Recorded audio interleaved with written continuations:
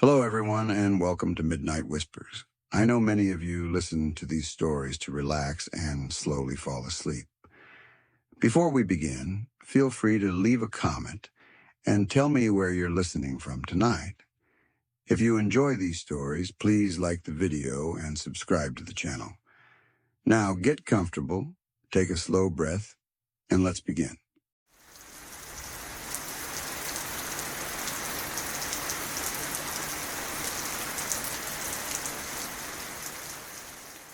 Before I get into any of this, I want to be clear about one thing.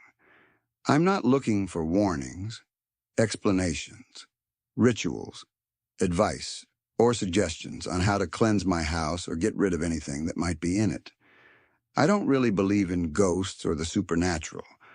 I want to believe, sure, but I don't. I'm skeptical by nature, and I try very hard to stay grounded in logic. Still, if there really is something here, I don't want it gone. The idea that there might be some kind of connection to a world I wish were real is oddly comforting. If things ever crossed a line or became truly frightening, I'd reconsider. But for now, these are just a few strange moments that have happened in my home, and I thought they were worth sharing. Not as proof of anything, just as stories that still sit in the back of my mind. I moved into this apartment last year. It's old, much older than most places people live in these days, and it has a lot of space. High ceilings, long hallways, rooms that echo slightly when you walk through them.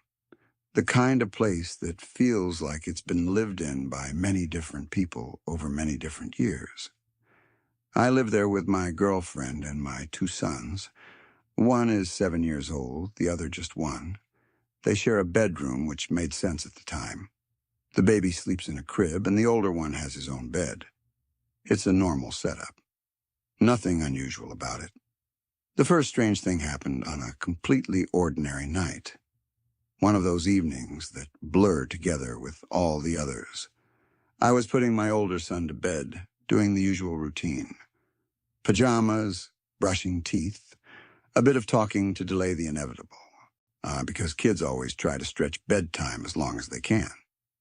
Right as I'm about to tuck him in, he announces that he suddenly needs to go to the bathroom.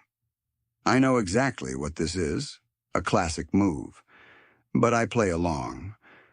While he's gone, I decide to mess with him a little.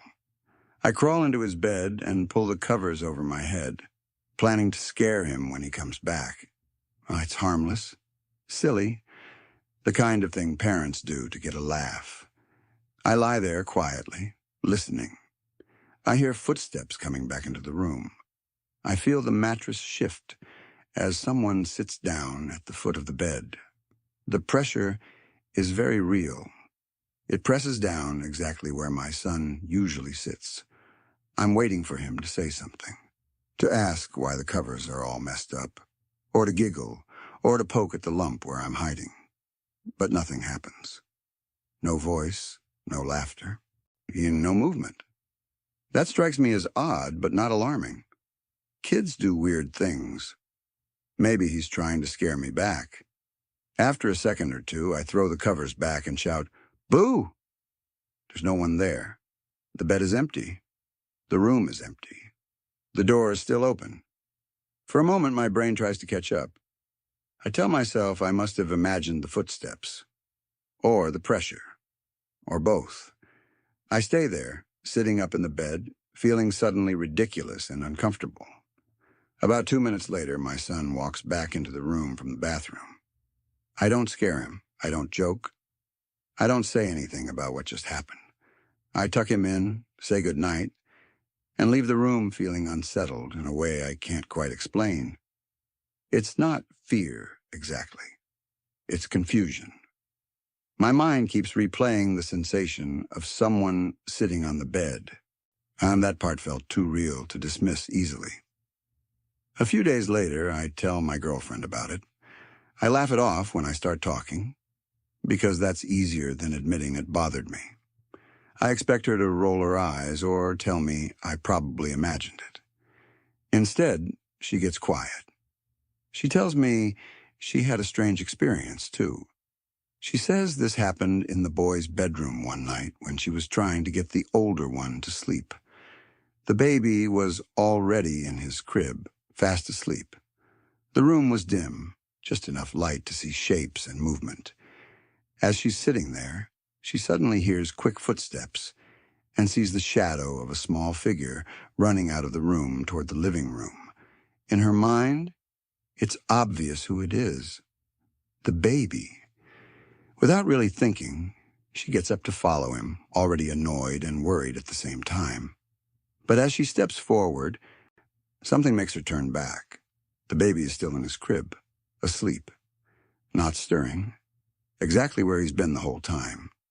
She stands there for a moment, trying to process what she just saw. She tells herself it was exhaustion, her eyes playing tricks on her, her brain filling in gaps. She goes back to bed, and doesn't mention it until I bring up my story. Hearing her version makes my stomach drop a little. Not because it confirms anything, but because the experiences feel uncomfortably similar. Something seen, something felt. Something that looks exactly like one of our children, but isn't. Time passes. Life goes on. Weeks turn into months.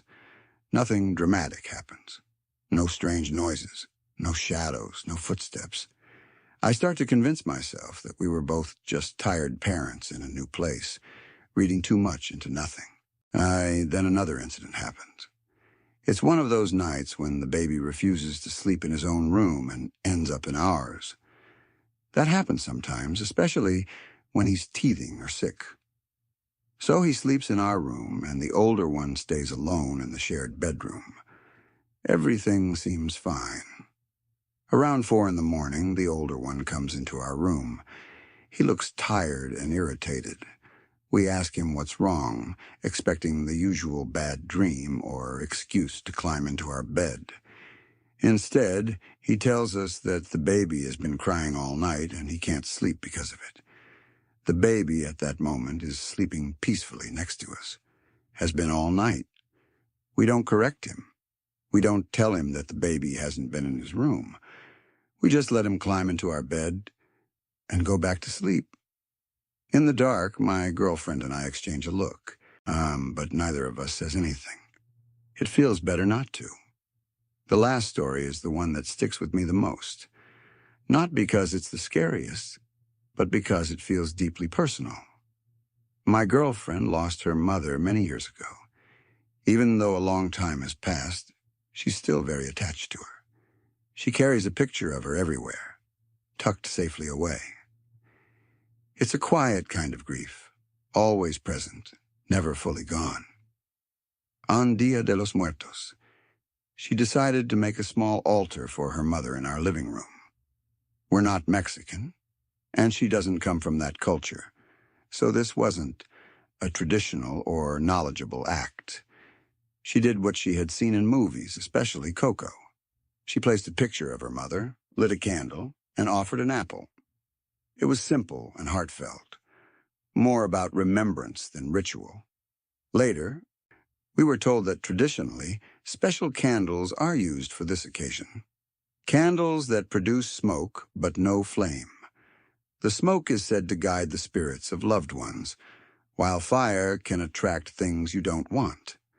I don't know how accurate that is, and I'm repeating what I was told, not claiming it as fact. At the time, we didn't know any of this. What happened next is hard to explain away. The altar didn't fall. It didn't tip. Things didn't slide off. They were thrown. First, the apple flew off and hit the floor. A second or two passed, then the picture fell. Another pause. Then the candle was knocked over. Each object moved separately, with space between each movement. It wasn't gravity. It wasn't imbalance.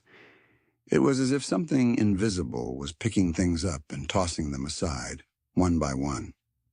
We stood there, frozen, watching it happen. No wind, no vibration, no explanation. Later, my son ate the apple, which, in hindsight, Feels like the kind of decision that gets you killed first in a horror movie. At the time, it just felt easier to treat it like nothing. That's it. That's everything so far.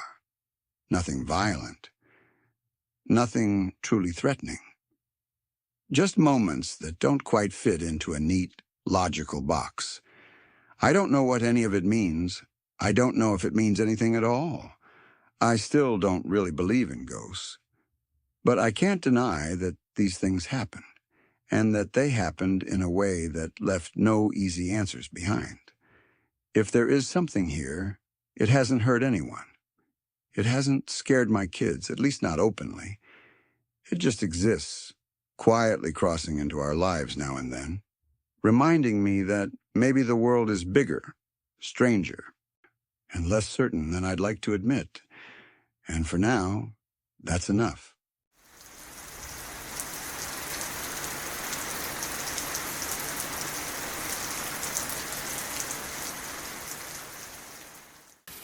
This story has the kind of quiet terror that only settles in long after the moment has passed. It isn't loud. There are no screams, no chase, no sudden reveal at the time it happens. Instead, it's one of those experiences that feels strange in the moment, unsettling but incomplete, and only years later does it fully form into something horrifying. By then, there's nothing you can do about it except live with the knowledge of how close you came. It happened to a couple who were hiking in the woods late at night. Not during the day, not on a busy trail with other people around, but at midnight. The woods at that hour are a completely different place. Sounds travel differently. Shadows feel deeper. Every movement feels closer than it really is. Even familiar trails can feel wrong once the sun is gone and the world narrows down to darkness and noise. The couple wasn't doing anything especially reckless by their own standards. They enjoyed being outdoors, and nighttime hikes were something they had done before. There's a strange calm that comes with walking through the forest at night, when everything is quiet and the rest of the world feels far away. But that calm can turn into something else very quickly. At some point during the hike, the man began to feel uneasy. It wasn't a clear thought. He didn't see anyone. He didn't hear anything obvious. It was more like a sudden shift in his instincts, the kind of feeling that comes from somewhere deep and wordless. The woods felt wrong, too still, too heavy, like something was out of place. He slowed down. As he took another step, his foot landed on something soft. Not a branch, not leaves, not mud. Soft in a way that immediately registered as wrong. He stopped. For a brief moment, his mind tried to catch up with what his body had already noticed. He hadn't slipped.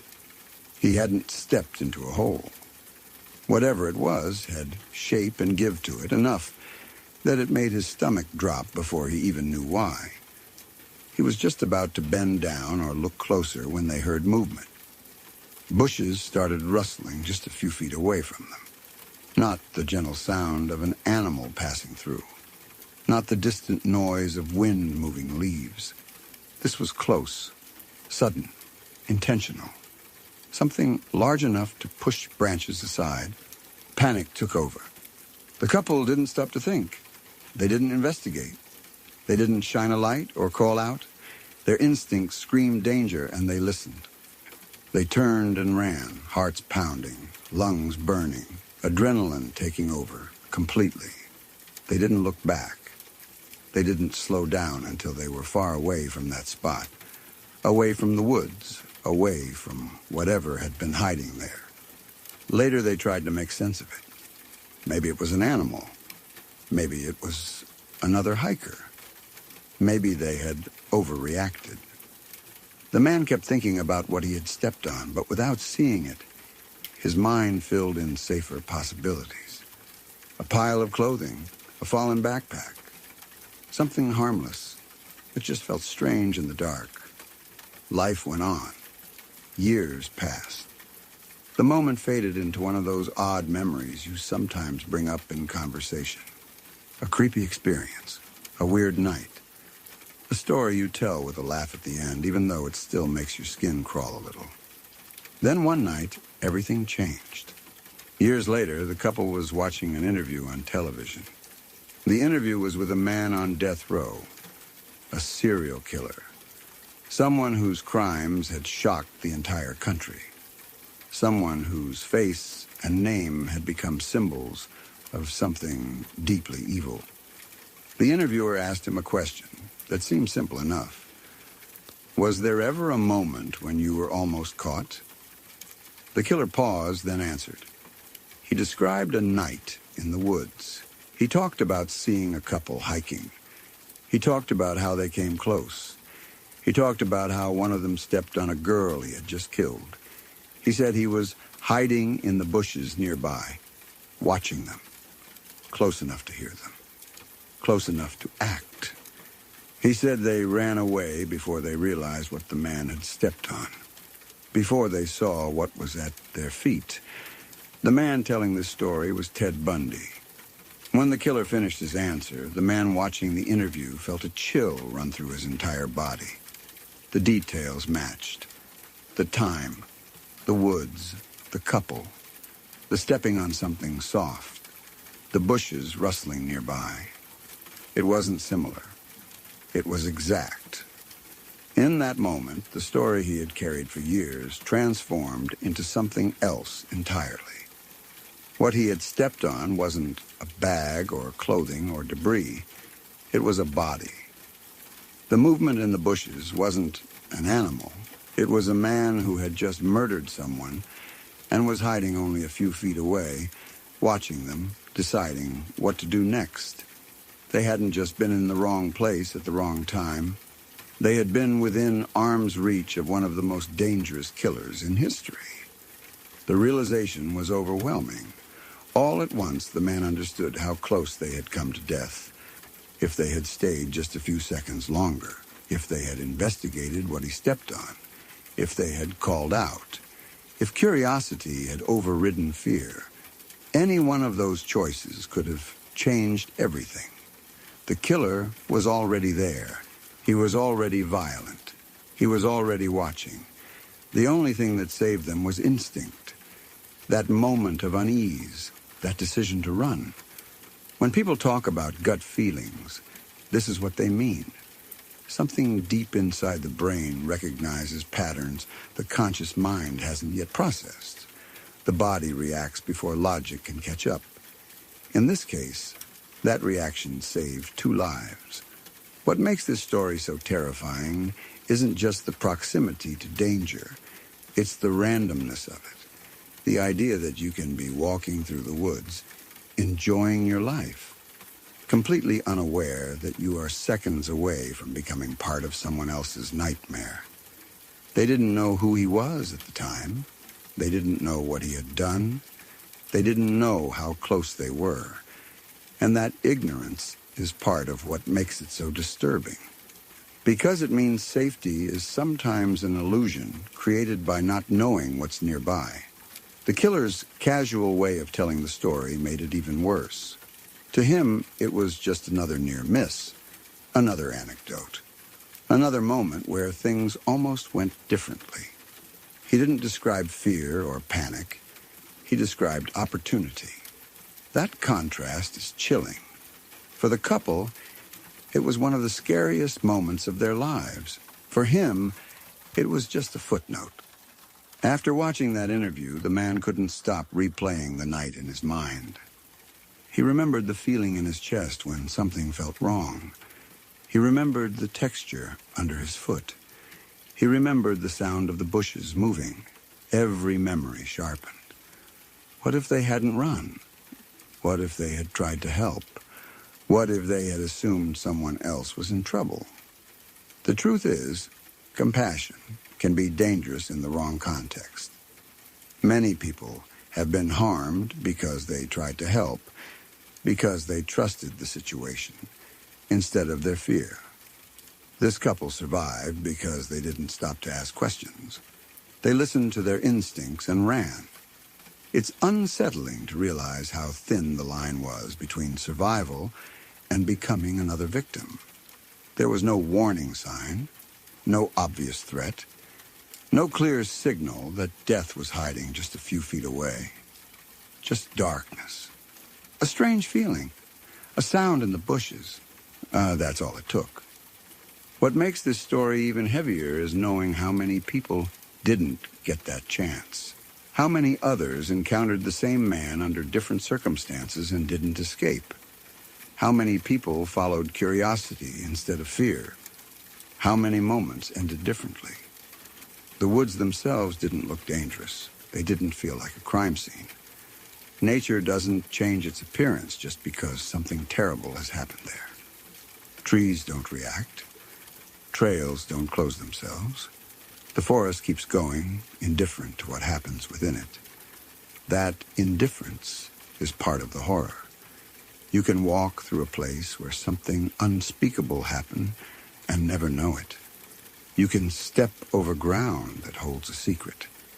You can be inches away from death and not realize it until years later, sitting safely in your living room, watching a television interview. The man never forgot that interview. Once he made the connection, the memory became something else entirely. It wasn't just fear anymore. It was gratitude mixed with horror. Gratitude that they ran. Horror at what they ran from. It changed the way he thought about chance, about safety, about how much of life is shaped by split-second decisions you don't even realize you're making. He sometimes thought about the girl he stepped on, a stranger whose life had already ended by the time he arrived, someone whose body lay there in the dark, unnoticed, while the world kept moving around her. The randomness of that, too, was unbearable. She didn't get to run. She didn't get a warning. She didn't get a second chance. The couple did, and that knowledge stayed with him. This story is terrifying, not because of gore or violence, but because of how ordinary it began. Two people hiking, a strange feeling, a noise, a decision. That's it. No dramatic buildup, no obvious danger until it was almost too late. It's the kind of story that makes you rethink moments in your own life. Times when you felt uneasy for no clear reason. Times when you left a place early. Times when you chose caution over curiosity. You wonder how many of those moments mattered more than you ever realized. The scariest part isn't that they were near a killer. The scariest part is that they didn't know it at the time. They walked away believing they had narrowly avoided something unknown. Years later, they learned just how real that danger had been. Sometimes, the most frightening truths don't reveal themselves right away. Sometimes, they wait years, hiding in plain sight, until one sentence in an interview opens a door you wish had stayed closed. And once you know, once you understand how close you came, that knowledge never really leaves you. It just sits there, quiet and heavy, reminding you how fragile safety can be, and how thin the space is between an ordinary night and a nightmare that almost happened.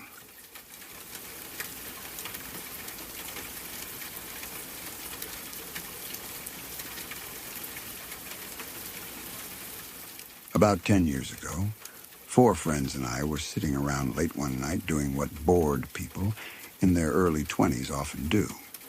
We were scrolling through local stories and urban legends, half laughing at most of them, half secretly hoping one would feel real enough to be worth checking out.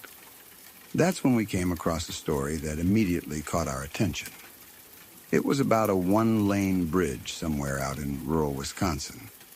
According to the story, back in the 1960s, a prom couple had been driving across the bridge late at night when an oncoming car forced them off the edge. Their car went into the water below, and they drowned. The story claimed that if you went there right at dusk, when the sun was just disappearing, and stood on the bridge looking down into the water, You could sometimes see the headlights of the submerged car glowing faintly beneath the surface. Some versions of the story even said you could see the girl still inside, still wearing her prom dress. We laughed at it at first. It sounded like classic small-town folklore. But the more we talked about it, the more curious we got. The bridge wasn't far from where we were, maybe a short drive. We didn't have anything else going on, and it felt harmless enough. We told ourselves we'd go, check it out, have a good scare, and then head back. So we piled into a car and drove out there as the sun was starting to drop lower in the sky. The area was exactly what you'd expect for rural Wisconsin. Long stretches of farmland, patches of dense forest, very few houses, and almost no traffic. When we finally reached the bridge, we immediately recognized it from the description. It really was still there, narrow and old, only wide enough for one car at a time. On one side of the bridge, there was a long, curving driveway that disappeared into the trees. At the end of it, partially hidden by the forest, you could just make out a massive building. It looked like a mansion, or maybe some kind of private estate. On the other side of the bridge was open farmland and more forest, stretching out quietly into the distance. We parked on the field side of the bridge, feeling a little uneasy, but still joking around. Nothing seemed out of place. It was quiet. Too quiet, maybe, but at the time we brushed that off. Two of us, including me, decided to walk out to the middle of the bridge. The bridge wasn't very long, maybe 3 car lengths at most. The other 2 friends stayed closer to the road, laughing and making jokes, clearly not taking the whole thing too seriously. We stood there, leaning slightly over the side of the bridge, looking down into the water. The river below wasn't even really a river. It was more like a glorified stream, narrow and shallow-looking, moving slowly beneath us. The sun was just finishing its descent, and the sky was fading from orange to dark blue. We were there for maybe 6 minutes. And I mean that literally. Not half an hour. Not even 15 minutes. Just a few minutes, waiting to see if anything would happen. Nothing did. At least not at first. Then, all of a sudden, I felt this overwhelming sense of unease. It came out of nowhere. My stomach tightened, my chest felt heavy, and every instinct in my body started screaming that something was wrong. At the exact same moment, I heard a loud snapping sound coming from the driveway side of the bridge. It sounded like a thick branch breaking under someone's weight. I didn't stop to think. I didn't ask questions. I didn't even turn to explain. I just yelled, "Run," as loud as I could and took off toward the car. As I turned and started running, I glanced back toward the driveway. That's when I saw headlights burst into view. A truck came roaring down the driveway at full speed, its lights cutting through the darkness as it headed straight toward the bridge. At the same time, from downriver, near the direction of the mansion, I heard the sudden roar of a motor, not a car engine, something else, something closer to the water. Everything in me knew we were in danger. Thankfully, none of my friends hesitated. Nobody laughed. Nobody asked what was going on. The moment I ran, they all ran too. The 2 friends closest to the car jumped in immediately and started it up. The engine came to life just as me and the other friend were sprinting off the bridge toward the road. I was maybe 12 feet from the car when I looked back one last time toward the river. What I saw still haunts me. A boat had come flying up the water far faster than I would have thought possible in such a narrow stream. There were 5 people in it. All of them were dressed in black, wearing what looked like tactical clothing. They had hats on, flashlights in their hands, and I could clearly see guns. Before I could even fully process what I was seeing, they jumped out of the boat and came charging up the 6-foot embankment behind me. They moved with terrifying speed and coordination, like this was something they had done before. The two friends in the car started screaming at us to jump in through the windows. There wasn't time to open doors. There wasn't time to think. Me and my friend dove headfirst into the car through the open windows, scrambling over seats and each other as the engine revved. Behind us, the people from the boat were already sprinting toward the car. One of them stood out immediately. He was faster than anyone I have ever seen run in real life. It didn't look natural. It reminded me of that scene from Terminator 2 where the metal guy chases the car on foot, never slowing down, never stumbling, just closing the distance, no matter how fast the car goes. The driver panicked and threw the car into reverse. By that point, the truck from the driveway had reached the bridge, effectively blocking the only forward exit. We were trapped between the truck in front of us and these armed people sprinting toward us from behind. The driver slammed the gas, still in reverse, tires screaming as the car shot backward down the road. I looked out the back window and saw the people still running after us. Not stopping, not shouting, not saying a single word. No commands, no warnings, no explanation, just pursuit. We gained enough distance that the driver was able to swing the car around at a curve in the road. The moment the car straightened out, he floored it. We sped away as fast as the car could go, hearts pounding, breathing ragged, nobody saying a word for what felt like forever. When we finally slowed down, none of us could make sense of what had just happened. Oh, so many things about it were wrong. There was no way they were police. Law enforcement would have announced themselves. They would have yelled commands. They wouldn't have silently tried to trap a group of people on a bridge using both a truck and a boat. Why were they there at all? Why were they armed? Why did they move so quickly, so efficiently, as if they had been waiting for someone to show up? And the timing made it even worse. We had only been on that bridge for a few minutes. Less than 10. How did they even know we were there? How did they get into position that fast, from two different directions? The idea that chilled me the most came later, after we'd had time to think about it. What if the story we read wasn't just a story? What if it was bait? What if the legend of the prom couple, the headlights in the water, the ghost in the dress, was something meant to draw people out there? Curious people, bored people, people who wouldn't think twice about walking onto a quiet bridge at dusk. I don't know what those people were doing out there. I don't know what would have happened if we hadn't run when we did. And I don't know how close we came to something far worse. But I do know this. Whatever was happening on that bridge had nothing to do with ghosts.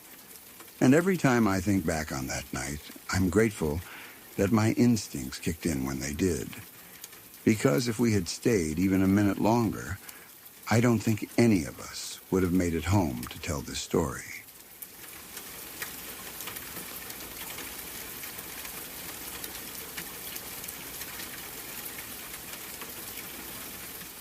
This is one of those stories that doesn't announce itself as horrifying when you're living it. At the time, it feels awkward, uncomfortable, strange in a way you can't quite put your finger on. It's only years later, when the truth finally comes out, that everything snaps into focus, and you realize just how close you were to something truly evil without ever knowing it. Growing up, I had a friend who lived about a 5-minute walk from my house. We'd known each other since we were both around 4 years old.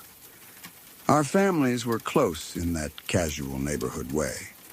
We'd see each other all the time, spend afternoons together, show up at each other's houses without much warning. It was the kind of friendship that just existed naturally, without effort. As we got older, like most kids who grow up together, things shifted. When we were teenagers, we started developing crushes on each other. It felt innocent and exciting, that early kind of attraction where everything feels intense and important. Eventually, we started dating. It lasted about a year, give or take.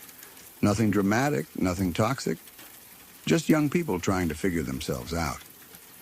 But even before we officially started dating, and definitely during the time we were together, something always felt off about her dad. Every time I went over to her house, he'd give me these looks. Sometimes they were just cold. Other times they were outright nasty. The kind of look that makes you feel unwelcome, like you've done something wrong even when you haven't. At first, I brushed it off. I told myself it was normal. Dads are protective, especially when their daughter is getting older and starting to date. I'd seen that dynamic in movies and heard people joke about it all the time. Still, there was something about his behavior that felt excessive. One time, he actually sat me down for a man-to-man talk. He gave me the whole speech about looking after his little princess, about respecting her, about how he wouldn't tolerate anyone hurting her. On the surface, it sounded like a typical fatherly warning, but the tone was intense in a way that made me uncomfortable. It didn't feel like concern. It felt controlling, possessive, almost threatening. Even back then, as a teenager without much life experience, I remember thinking it was a bit over the top. Something about it didn't sit right. But again, I didn't question it too much. I didn't have a reason to. Her family seemed normal, friendly, loving even. There were no obvious signs of dysfunction. No one ever hinted that something darker was happening behind closed doors. Eventually, we broke up. It wasn't dramatic or ugly. Life just took us in different directions. Not long after that, I moved to a different part of the country. Distance did what distance usually does. We lost touch. Years went by. I assumed she was living her life, just like I was trying to live mine. Then, completely out of the blue, she contacted me. It had been years since we'd spoken. I was surprised, but also curious. We caught up over messages at first, talking about where life had taken us. Eventually, she decided to come down and visit me. She drove a long way just to see me. That alone should have told me how much she needed that connection. But I didn't understand it at the time. When she arrived, we went out drinking. A lot. The kind of drinking where you're trying to drown something you don't want to face sober. By the end of the night, we were both very drunk. And that's when she finally opened up. What she told me still haunts me. She told me that her parents had divorced. That alone wasn't shocking. People get divorced all the time. But then she explained why. She said her dad had regularly raped and beaten her mother throughout their marriage. That was already more than my brain could easily process. I felt sick just hearing it. I couldn't reconcile that information with the man I remembered, the one who played the role of strict but involved dad. Then she told me the rest. She said her dad had also regularly raped her. It started when she was around 5 years old. 5. He continued abusing her for years. Not once. Not occasionally. Regularly. It only stopped when she was around 14 or 15 when he lost interest. Hearing those words come out of her mouth felt like being punched in the chest. I couldn't breathe properly. My mind just kept looping on the number. 5 years old. A child. His own daughter. I remember sitting there, drunk, but suddenly horrifyingly sober, trying to make sense of it. Every memory I had of her childhood, every time I'd been in that house, every family gathering, every normal moment we'd shared, replayed in my head with a completely different meaning. All those times I'd been over there. All those dinners. All those afternoons hanging out. All those moments where her dad was in the room acting normal, smiling, talking, playing the role of a father. And all the while, he was doing unimaginable things when no one was looking. It shattered my understanding of reality. What haunted me most wasn't just what he did. It was how invisible it all was. Her family and mine were pretty close. Our parents talked. We visited each other. None of us suspected a thing. There were no rumors, no obvious signs, no whispered concerns. Nothing that would have made anyone step in. He hid it perfectly. And that's the part that still keeps me up sometimes. The idea that someone can commit that level of violence and cruelty for years and still blend into everyday life so completely. That they can sit across from you at a table, give speeches about protecting their daughter, glare at teenage boys with fake concern, all while being the very person who is destroying her. Looking back, those looks he gave me make sense now. That over-the-top protectiveness, that intensity, it wasn't about keeping her safe. It was about control, about ownership, about making sure no one got close enough to notice something was wrong. I think about how close I was to her during that time, how we dated, how we cared about each other, and how little I knew about the reality of her life. It breaks my heart to think about what she was carrying alone, while still trying to be a normal kid, a normal teenager. Someone who laughed, joked, went to school, and dated like nothing was wrong. I also think about how many adults failed her. Neighbors, family friends, teachers, relatives. All of us who saw her regularly and didn't see the signs, or maybe didn't know what signs to look for. It's terrifying to realize how easily abuse can hide behind closed doors, especially when the abuser is someone society automatically trusts, like a parent. After that night, after she told me everything, I couldn't look at my memories the same way again. Childhood felt less innocent. The world felt less safe. I started questioning how many other stories like this exist, buried under years of silence and shame. What stayed with me most was her matter-of-fact tone when she talked about it. Not because it didn't affect her, but because she'd lived with it for so long that it had become part of her reality. Something she had survived rather than something she was still shocked by.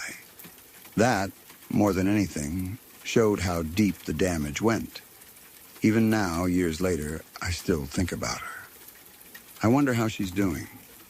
If she ever found peace. If she ever felt truly safe. If she managed to build a life where that man no longer has power over her, even in memory. And I think about her dad, not in a curious way, in a sickened, angry way. The kind of anger that comes from knowing that monsters don't always look like monsters. Sometimes they look like strict fathers. Sometimes they give man-to-man talks. Sometimes they sit at family tables and smile. That's what scares me the most. Not the obvious threats, not the strangers in dark alleys, but the people who live next door, the people everyone trusts, the people who know exactly how to play their role. This story still haunts me because it taught me a hard truth far too clearly. You never really know what's happening behind closed doors. You never fully know the people you think you know. And sometimes, the most dangerous people, are the ones hiding in plain sight, wrapped in the mask of normality. I wish I could say I saw it coming. I wish I could say there were signs I ignored. But the truth is, there weren't any obvious ones. And that realization is terrifying in its own way. It's something I'll carry with me for the rest of my life.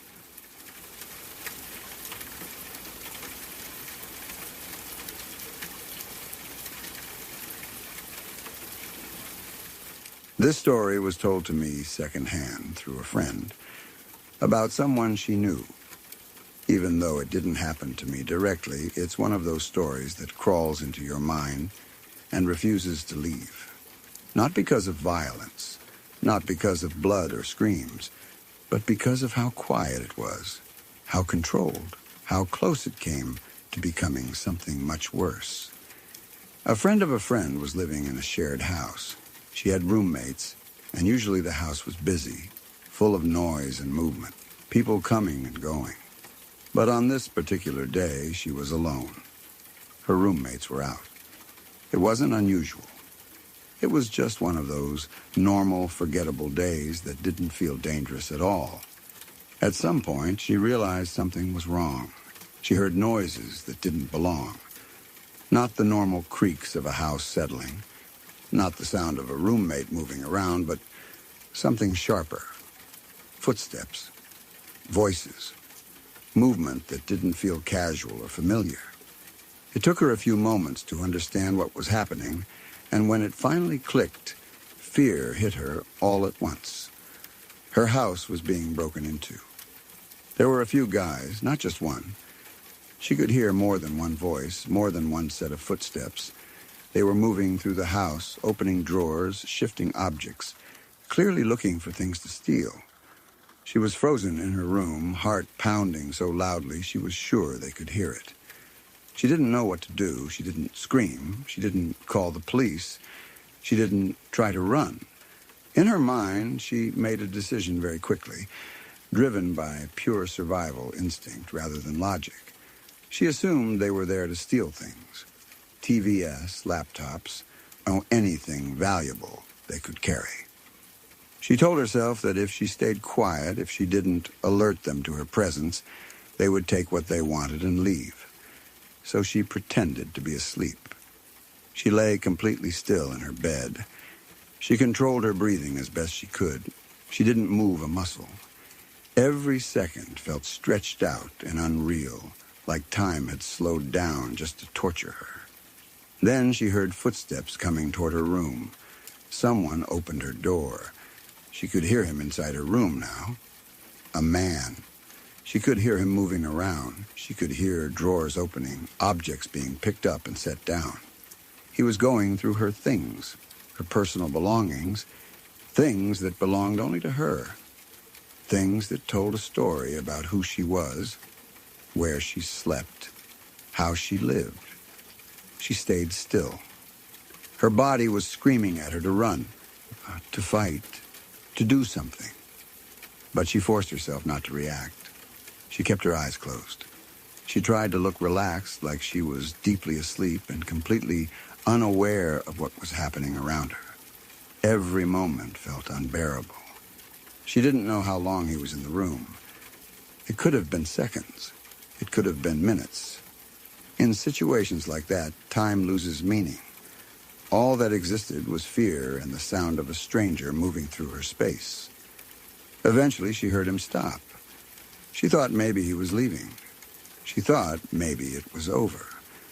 Then she felt him come closer to the bed. She felt the shift in the air. That subtle change you can sense when someone enters your personal space. He leaned down, close enough that she could feel his presence right beside her face. Close enough that she could smell him, feel the warmth of his breath. And then he whispered into her ear, "I know that you're not asleep." Those words alone are horrifying, not shouted, not threatening, just calm, certain. As if he had known the whole time, as if her act hadn't fooled him for even a second. She did nothing. She didn't react.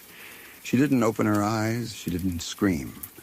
She stayed frozen, pretending to be asleep even after he exposed that he knew she wasn't. After whispering that, he stood up and left the room. That was it. He didn't touch her. He didn't hurt her. He didn't say anything else. He simply walked out. The other guys finished stealing whatever they wanted from the house, and then they all left. And she was left alone in her room, shaking, alive but deeply changed. I don't know if the men were ever caught. I don't know if the police were called afterward, or if she was too traumatized to report it. I don't know how she processed it in the days, weeks, or years that followed. All I know is the moment itself, because that moment is enough to haunt anyone who hears it. What makes this story so chilling isn't just the break-in.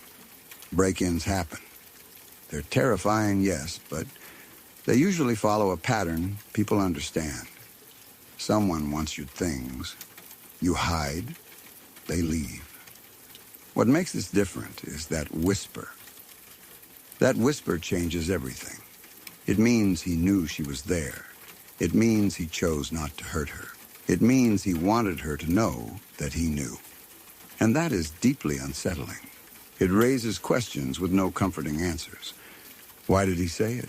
Was it a power move? Was it meant to scare her? Was it a warning? Was it restraint? The fact that he leaned down so close, invaded her space so completely, and then left without explanation, is what turns this from a crime into something that feels almost predatory in a psychological sense. He didn't need to whisper. He could have said nothing. He could have just left. But he wanted her to know. He wanted to leave something behind that wasn't physical. A memory, a fear. A reminder of how vulnerable she was and how aware he was of that vulnerability. It's the kind of thing that doesn't leave bruises but still scars you. I often think about what it must have been like for her afterward. How do you sleep in that room again? How do you lie in that same bed without replaying the moment over and over? How do you feel safe in a place that was violated so completely? Even if she moved out, the fear wouldn't just disappear. It would follow her into new homes, new rooms, new nights. Every unfamiliar sound would trigger that memory. Every creak, every footstep outside, every unexpected noise in the dark. And there's another layer that makes it even worse. He left, which means he made a choice. He could have hurt her. He could have done something far worse. And the fact that he didn't doesn't make it comforting. In some ways, it makes it more disturbing, because it means the outcome depended entirely on his decision in that moment. Her safety wasn't guaranteed by walls or locks or neighbors or laws. It was granted temporarily by a stranger who had already proven he was capable of violating boundaries. That kind of realization can destroy your sense of control. You realize how thin the line is between safety and danger. How much of life is built on assumptions that can collapse in seconds. How easily someone else's choices can define your fate. What chills me the most is imagining the silence afterward. The house empty, the door closed, the sound of footsteps gone. Sitting there alone, not knowing if it was really over or if they might come back, and knowing that someone had been close enough to whisper in your ear. That closeness is intimate in the worst possible way. This story doesn't end with justice or resolution. There's no satisfying conclusion. Just a moment that lingers, unresolved, hanging in the air like a shadow. And that's why it stays with me, because it reminds you that some of the most terrifying things don't happen loudly. They happen quietly, calmly, with control. And sometimes the scariest part isn't what someone does. It's what they choose not to do, and how clearly they let you know that choice was theirs. That thought alone is Sorry to interrupt for just a moment. If you're new here, consider subscribing to Midnight Whispers for daily true horror stories that stay with you long after they're told, quietly unsettling and meant for the late hours.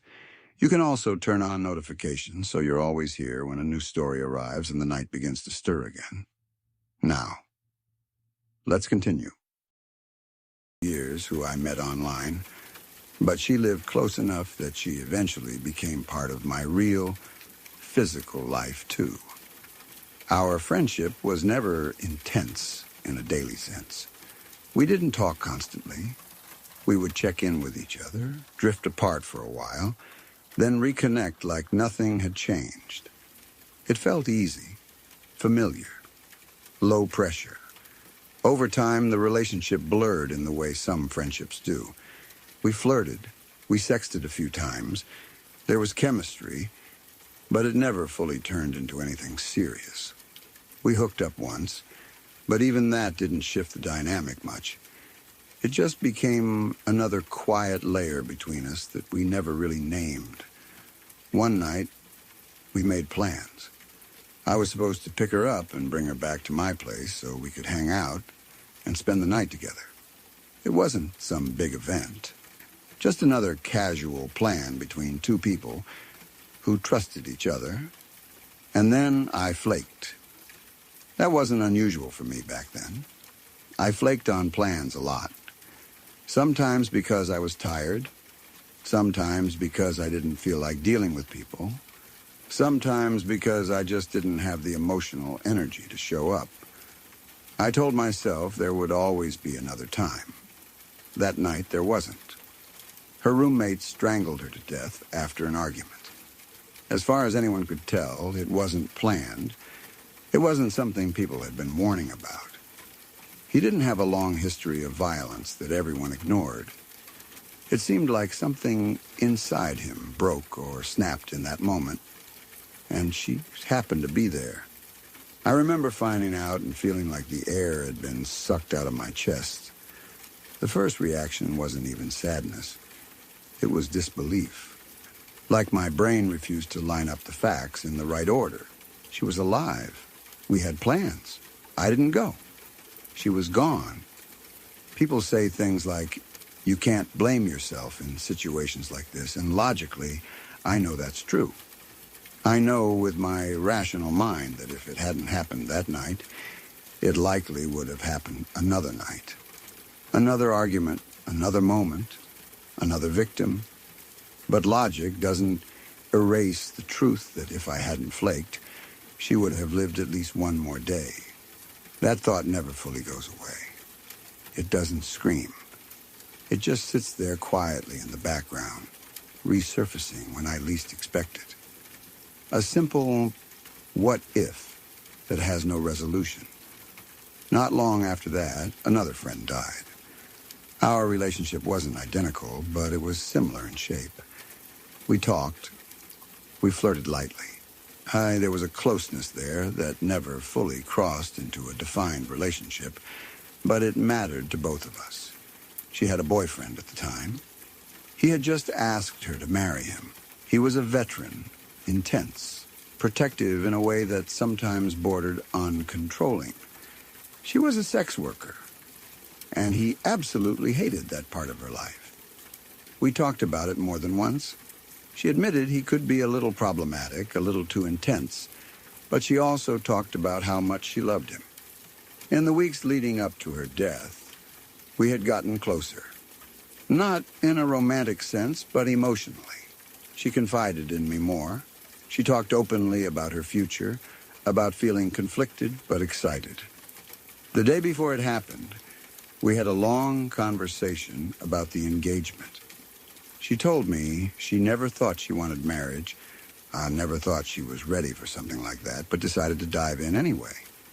She said she was planning to leave sex work and start a different life. The next day, he snapped. He held her hostage in their garage for hours. Then he shot her in the head with a shotgun. After that, he killed himself. There are no words that fully capture what that feels like to hear. The brutality of it, the intimacy of it, the way love, control, fear, and violence can collapse into a single moment. I try not to think too deeply about that one. I know there are lines of thought that would take me somewhere unhealthy if I followed them too far. Questions without answers. Imagining different choices. Wondering if conversations mattered more than they seemed at the time. I've learned to stop myself when my mind starts drifting there. Then there's the third friend. She and I had a relationship that followed the same familiar pattern. Talking, flirting, mutual understanding, a sense of closeness that didn't need labels. One night, she got drunk and passed out in her yard. There were friends inside the house, but no one noticed. No one checked on her. She froze to death. What makes that one especially hard to sit with is what happened at the same time in my own life. That very same night, I also got completely fucked up and passed out in my backyard. The weather was almost identical. I was 17. I had taken 9 grams of mushrooms and smoked a blunt on my back porch. I was hiding the trip from my mom, so once I stumbled back inside, I stayed in my room with a friend for the entire duration. I was outside for so long that when I finally came to, my body was so numb that I was convinced I was dead. Not metaphorically, not dramatically, literally convinced. I couldn't feel a single inch of myself.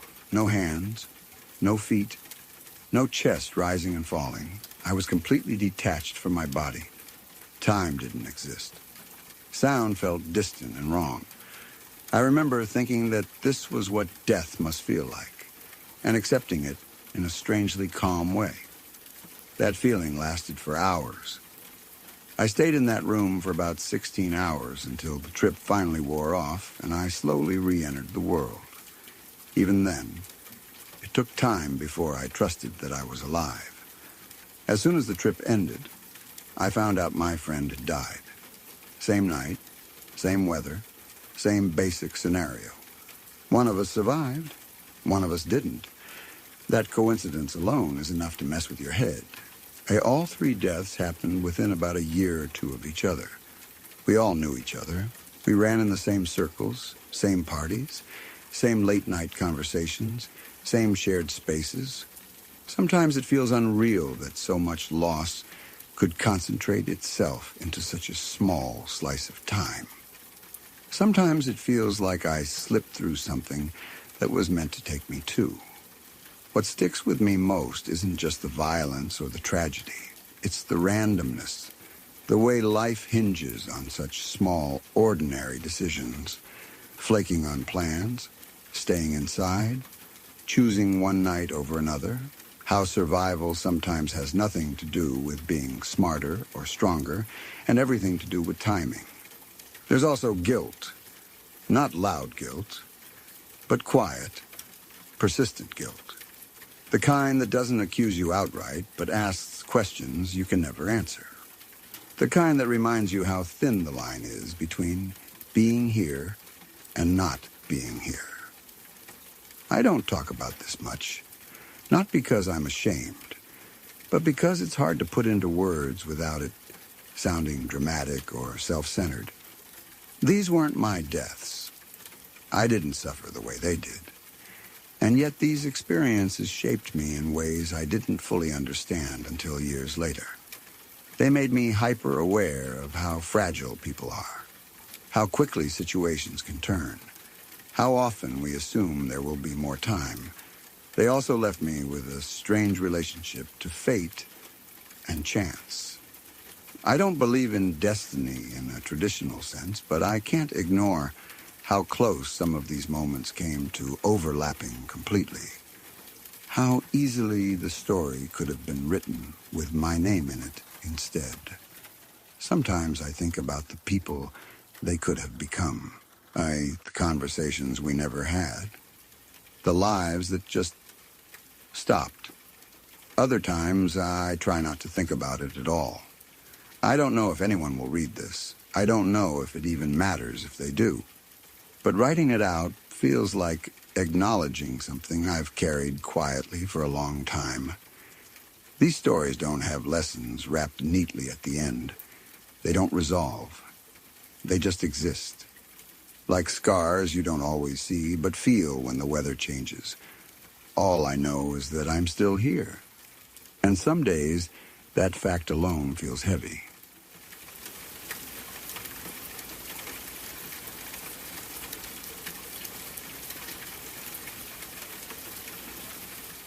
A friend of my mother has spent most of his adult life around the sea.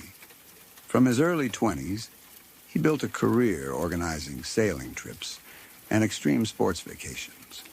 It wasn't just a job for him, it was his passion. He lived and breathed the ocean. He knew boats, currents, weather, and coastlines, the way some people know city streets. By the time he was in his 30s, he had years of experience behind him, and a reputation for being careful, professional, and calm under pressure. That experience is important to understand because this wasn't a reckless or careless man. He wasn't someone who took unnecessary risks or ignored danger signs. If anything, he was known for being cautious, especially when other people's lives were involved. That's part of what makes this story so unsettling. At some point in his 30s, a couple booked one of his sailing trips.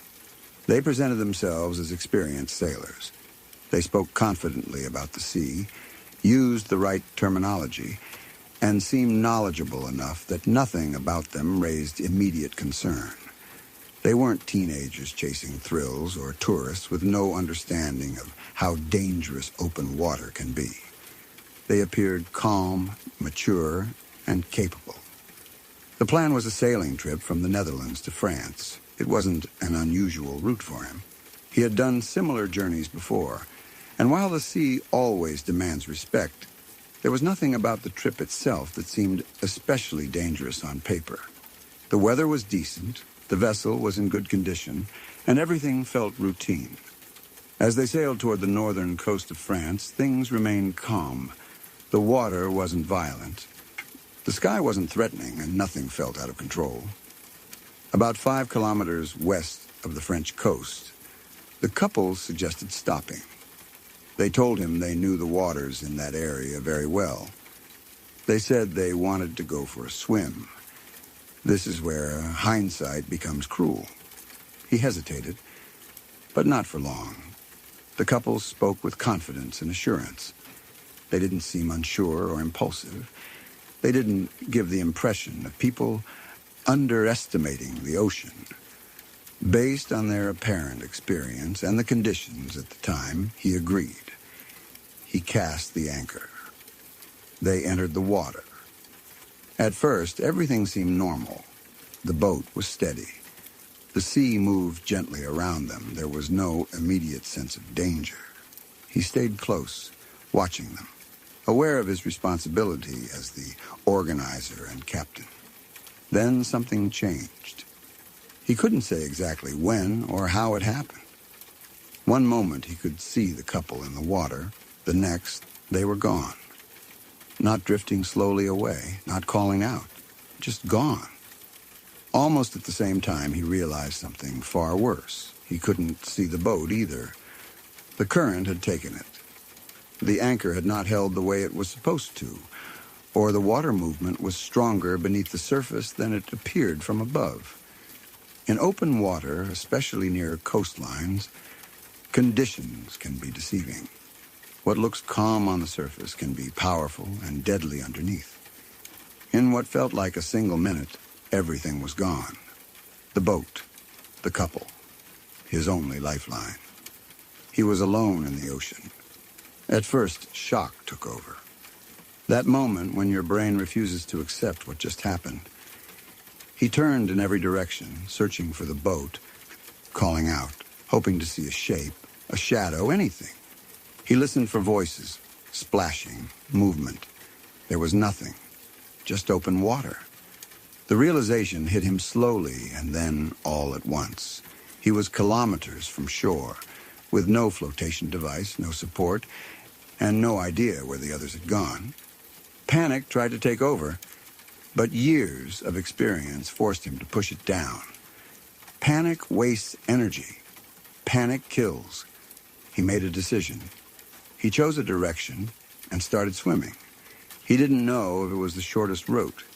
He didn't know if the current would help or fight him. He only knew that staying still meant death. He focused on movement, rhythm, and breathing.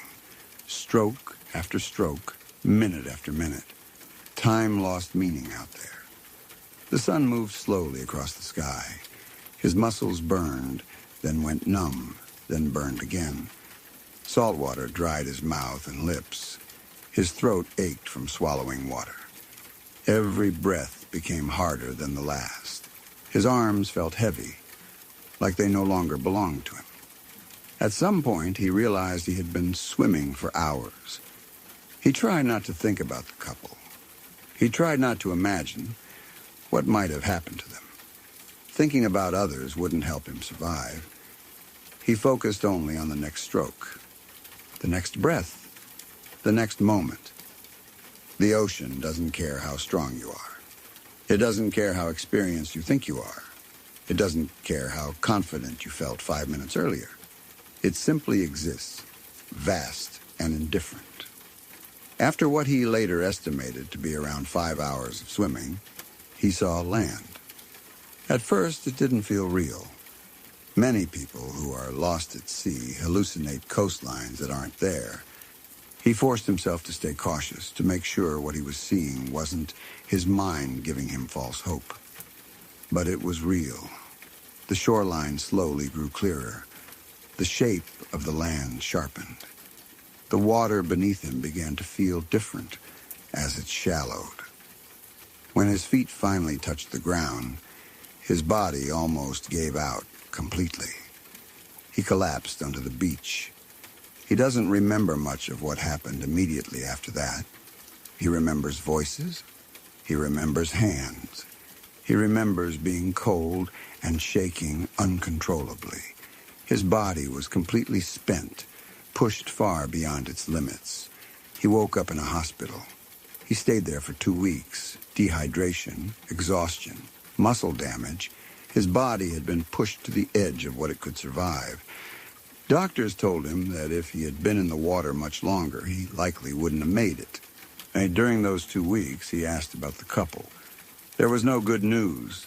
Search efforts were made, but the sea had already taken too much time. Their bodies were never found. Not long after, they were officially declared dead. He never saw them again. That knowledge weighed heavily on him. Even though he survived, the experience left scars far deeper than physical ones. He replayed the moment again and again, the decision to trust them, the choice to anchor, the minute when everything changed. People often talk about respecting the ocean as a vague idea. This story gave that phrase a brutal, literal meaning. The sea does not forgive mistakes. It does not warn you loudly before it takes control. It doesn't need storms or towering waves to become deadly. Sometimes it only needs confidence, calm weather, and a single bad decision. What makes this story especially disturbing is how quickly it all happened. There was no long build-up, no dramatic signs, no obvious danger. One moment, everything was fine. The next, lives were gone. The couple believed they knew the water. They believed their experience protected them. And maybe they truly did have experience. But the ocean doesn't care about what you think you know. For my mother's friend, this experience changed him. He continued working around the sea, but never in the same way. He became even more cautious, more skeptical, more aware of how fragile safety really is out there. For me, hearing this story left a permanent impression. It taught me that the ocean is not like a lake or a pool. Unknown waters are exactly that, unknown. Currents, tides, and underwater conditions can change everything without warning. High confidence can turn into disaster in seconds. When people disappear at sea, it often feels abstract to those who hear about it later. A headline, a statistic. But this story made it painfully real. It showed how close survival and death can be, separated by nothing more than a few minutes and a shifting current. Even now, whenever I see calm water stretching out to the horizon, I think of this story. I think of how peaceful it must have looked that day. I think of how quickly peace turned into terror. And I remember that the ocean doesn't need to look dangerous to be deadly. That lesson stays with you. Respect the sea. Question confidence. And never assume that calm water means safety.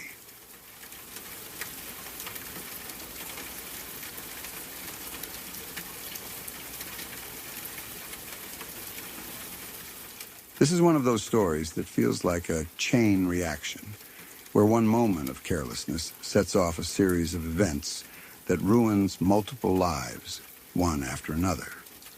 What makes it so disturbing isn't just the deaths themselves, but how senseless and preventable so much of it was. It's the kind of story that sticks with you because it shows how quickly things can spiral and how tragedy doesn't always stop with the first loss.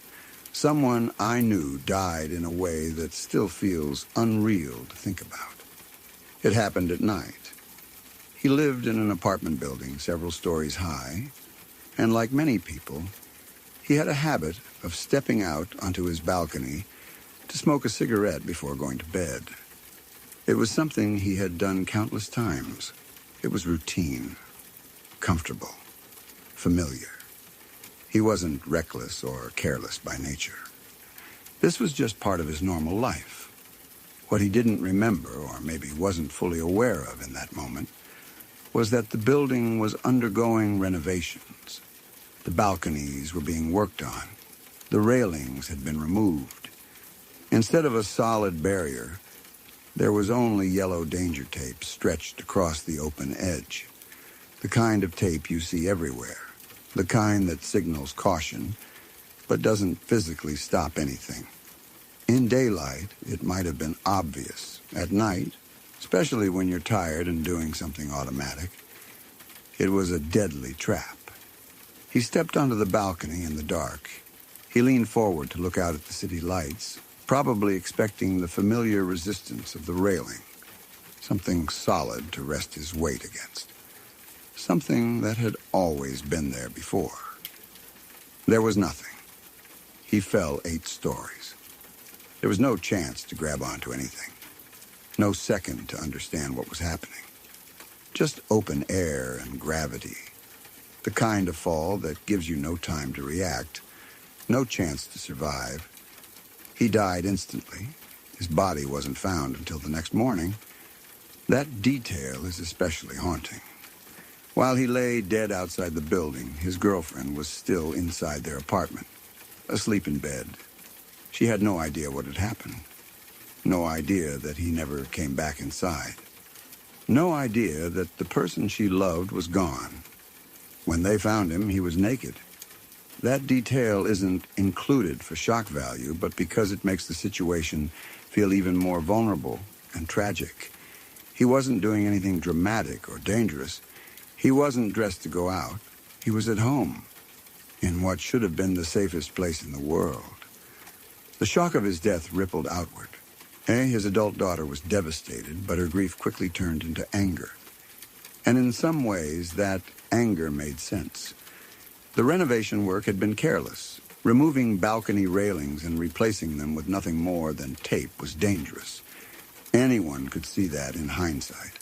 She sued the contractor responsible for the renovations. She won. The settlement was large, life-changing money. And this is where the story takes a darker turn. Instead of using the money to stabilize her life, to build something safer for herself and her family, she spiraled. The sudden influx of cash didn't heal her grief. It amplified her worst impulses. She began partying heavily, drinking constantly, living without limits. She already had 3 children. And as her behavior worsened, she lost custody of them. That alone would have been tragic enough. A family already fractured by death becoming even more broken. Children losing not just a grandfather, but effectively losing their mother too. But it didn't end there. One evening, she got behind the wheel drunk. This wasn't a near miss. This wasn't a wake-up call where everyone walked away shaken but alive. This was the worst possible outcome. She crashed into another car. Inside that car was a couple. They were expecting a baby. All 3 of them died. The couple and the unborn child they were about to welcome into the world. 3 lives ended in an instant because someone chose to drive while intoxicated. When the case went to court, she pleaded guilty. There was no denying what she had done. The evidence was clear. The damage was irreversible. She was sentenced to 6 years in prison. 6 years. When you think about it, that number feels almost meaningless compared to the lives lost. 2 adults with futures, plans, relationships. A baby who never even had a chance to be born. Families on both sides left shattered, and now she's probably out. That's another unsettling part. Time passes, sentences end, people move on, at least legally, but the consequences don't disappear. The families of the victims don't get their loved ones back. The children she lost custody of still grow up with that legacy hanging over them. Looking back at the whole chain of events, it's hard not to feel overwhelmed by how senseless it all was. A missing railing, a moment of habit, a fall, a lawsuit, money, addiction, another reckless decision, another crash, more deaths. Each step feels connected, like dominoes falling one after another. If even one thing had been different, maybe the rest wouldn't have happened. If the contractor had installed proper barriers, if he had turned on a light, if she had handled her grief differently, if she hadn't driven that night. But that's the cruel part of reality. You don't get to rewind and fix things. What makes this story especially disturbing is how ordinary it all starts. There's nothing dramatic or unusual about someone stepping onto their balcony for a cigarette. There's nothing shocking about renovation work in an apartment building. These are normal parts of everyday life. And yet, the outcome was catastrophic. It's a reminder of how fragile safety really is, how much we rely on assumptions, how we trust that things like railings will always be there, that danger will always look obvious, that consequences will stop after the first tragedy. They don't. Tragedy compounds. It spreads. It affects people who had nothing to do with the original event. Innocent people, completely disconnected from that balcony and that fall, ended up dead years later because of decisions made in the aftermath. There's also something deeply unsettling about the randomness of it all. The girlfriend sleeping peacefully while her partner lay dead outside. The children losing custody because grief turned to self-destruction. The expecting couple driving on a normal evening, never knowing they were about to cross paths with someone whose life had already been derailed by a completely unrelated accident. Stories like this don't have clean morals or satisfying endings. They just leave you with questions. How many lives can one moment of negligence destroy? How often do we underestimate how dangerous temporary solutions really are? How many people are walking around right now carrying grief that could explode into something far worse if left unchecked? And how thin is the line between routine and disaster? Whenever I think about this story, I find myself paying more attention to small details, railings, barriers, warning signs, things I used to assume were just there to cover liability, not because real danger existed. And I think about how grief, when mixed with money, power, or substances, can turn into something uncontrollable. How easily pain can be passed down or outward, hurting people who had nothing to do with the original loss. This isn't a ghost story. There's nothing supernatural about it. And that's exactly what makes it so terrifying. It's real. It could happen anywhere. And it shows how one preventable mistake can echo for years, leaving destruction far beyond the moment it began.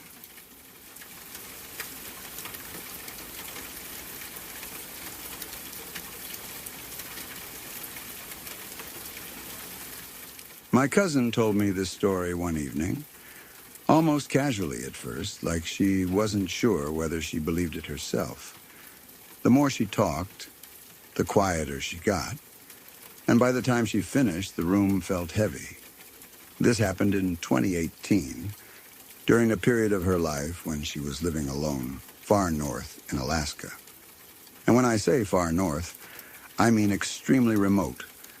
The kind of place where towns are hours apart, roads are unreliable, and help is never close. The kind of place where silence feels alive and isolation isn't just emotional, It's physical. She had gone up there for work and solitude. She wanted space from people, from noise, from everything that felt overwhelming in normal life. She rented a small house on a stretch of land surrounded by forest, snow, and endless sky. There were neighbors, technically, but they were far apart. You could live an entire week without seeing another human being if you didn't make the effort to drive into town. At first, she loved it. The quiet felt healing. The land felt powerful and old, like it existed on its own rules. But after a while, things started to feel off. There was a man who lived east of her property, about an hour away by car. She had never met him face to face, but she became aware of him through small, unsettling interactions. It started with radio chatter. They both used the same local radio frequency, which wasn't unusual in that area. People used it to communicate about weather, wildlife sightings, or road conditions. At first, his voice would come through occasionally, making comments that felt unnecessary. He would ask where she was headed. He would comment on her being alone. Nothing overtly threatening at first, just intrusive. The kind of comments that make your skin crawl without giving you a clear reason why. Over time, it escalated. He began referring to her directly, even when she hadn't spoken on the radio. He seemed to know when she was home and when she wasn't. He talked about her land as if it wasn't hers, as if he had some claim over it. He would mention boundaries and property lines in vague, confusing ways. My cousin is not someone who panics easily. She's strong, practical, and not prone to exaggeration. She tried to rationalize it. Maybe he was lonely. Maybe he was mentally unwell. Maybe this was just how people were out there, isolated for too long. But then the tone changed. One evening, his voice came through the radio again, this time angry. He was ranting. His words were slurred and erratic, like someone spiraling deeper into something dark. He started talking about promiscuous girls being on his property.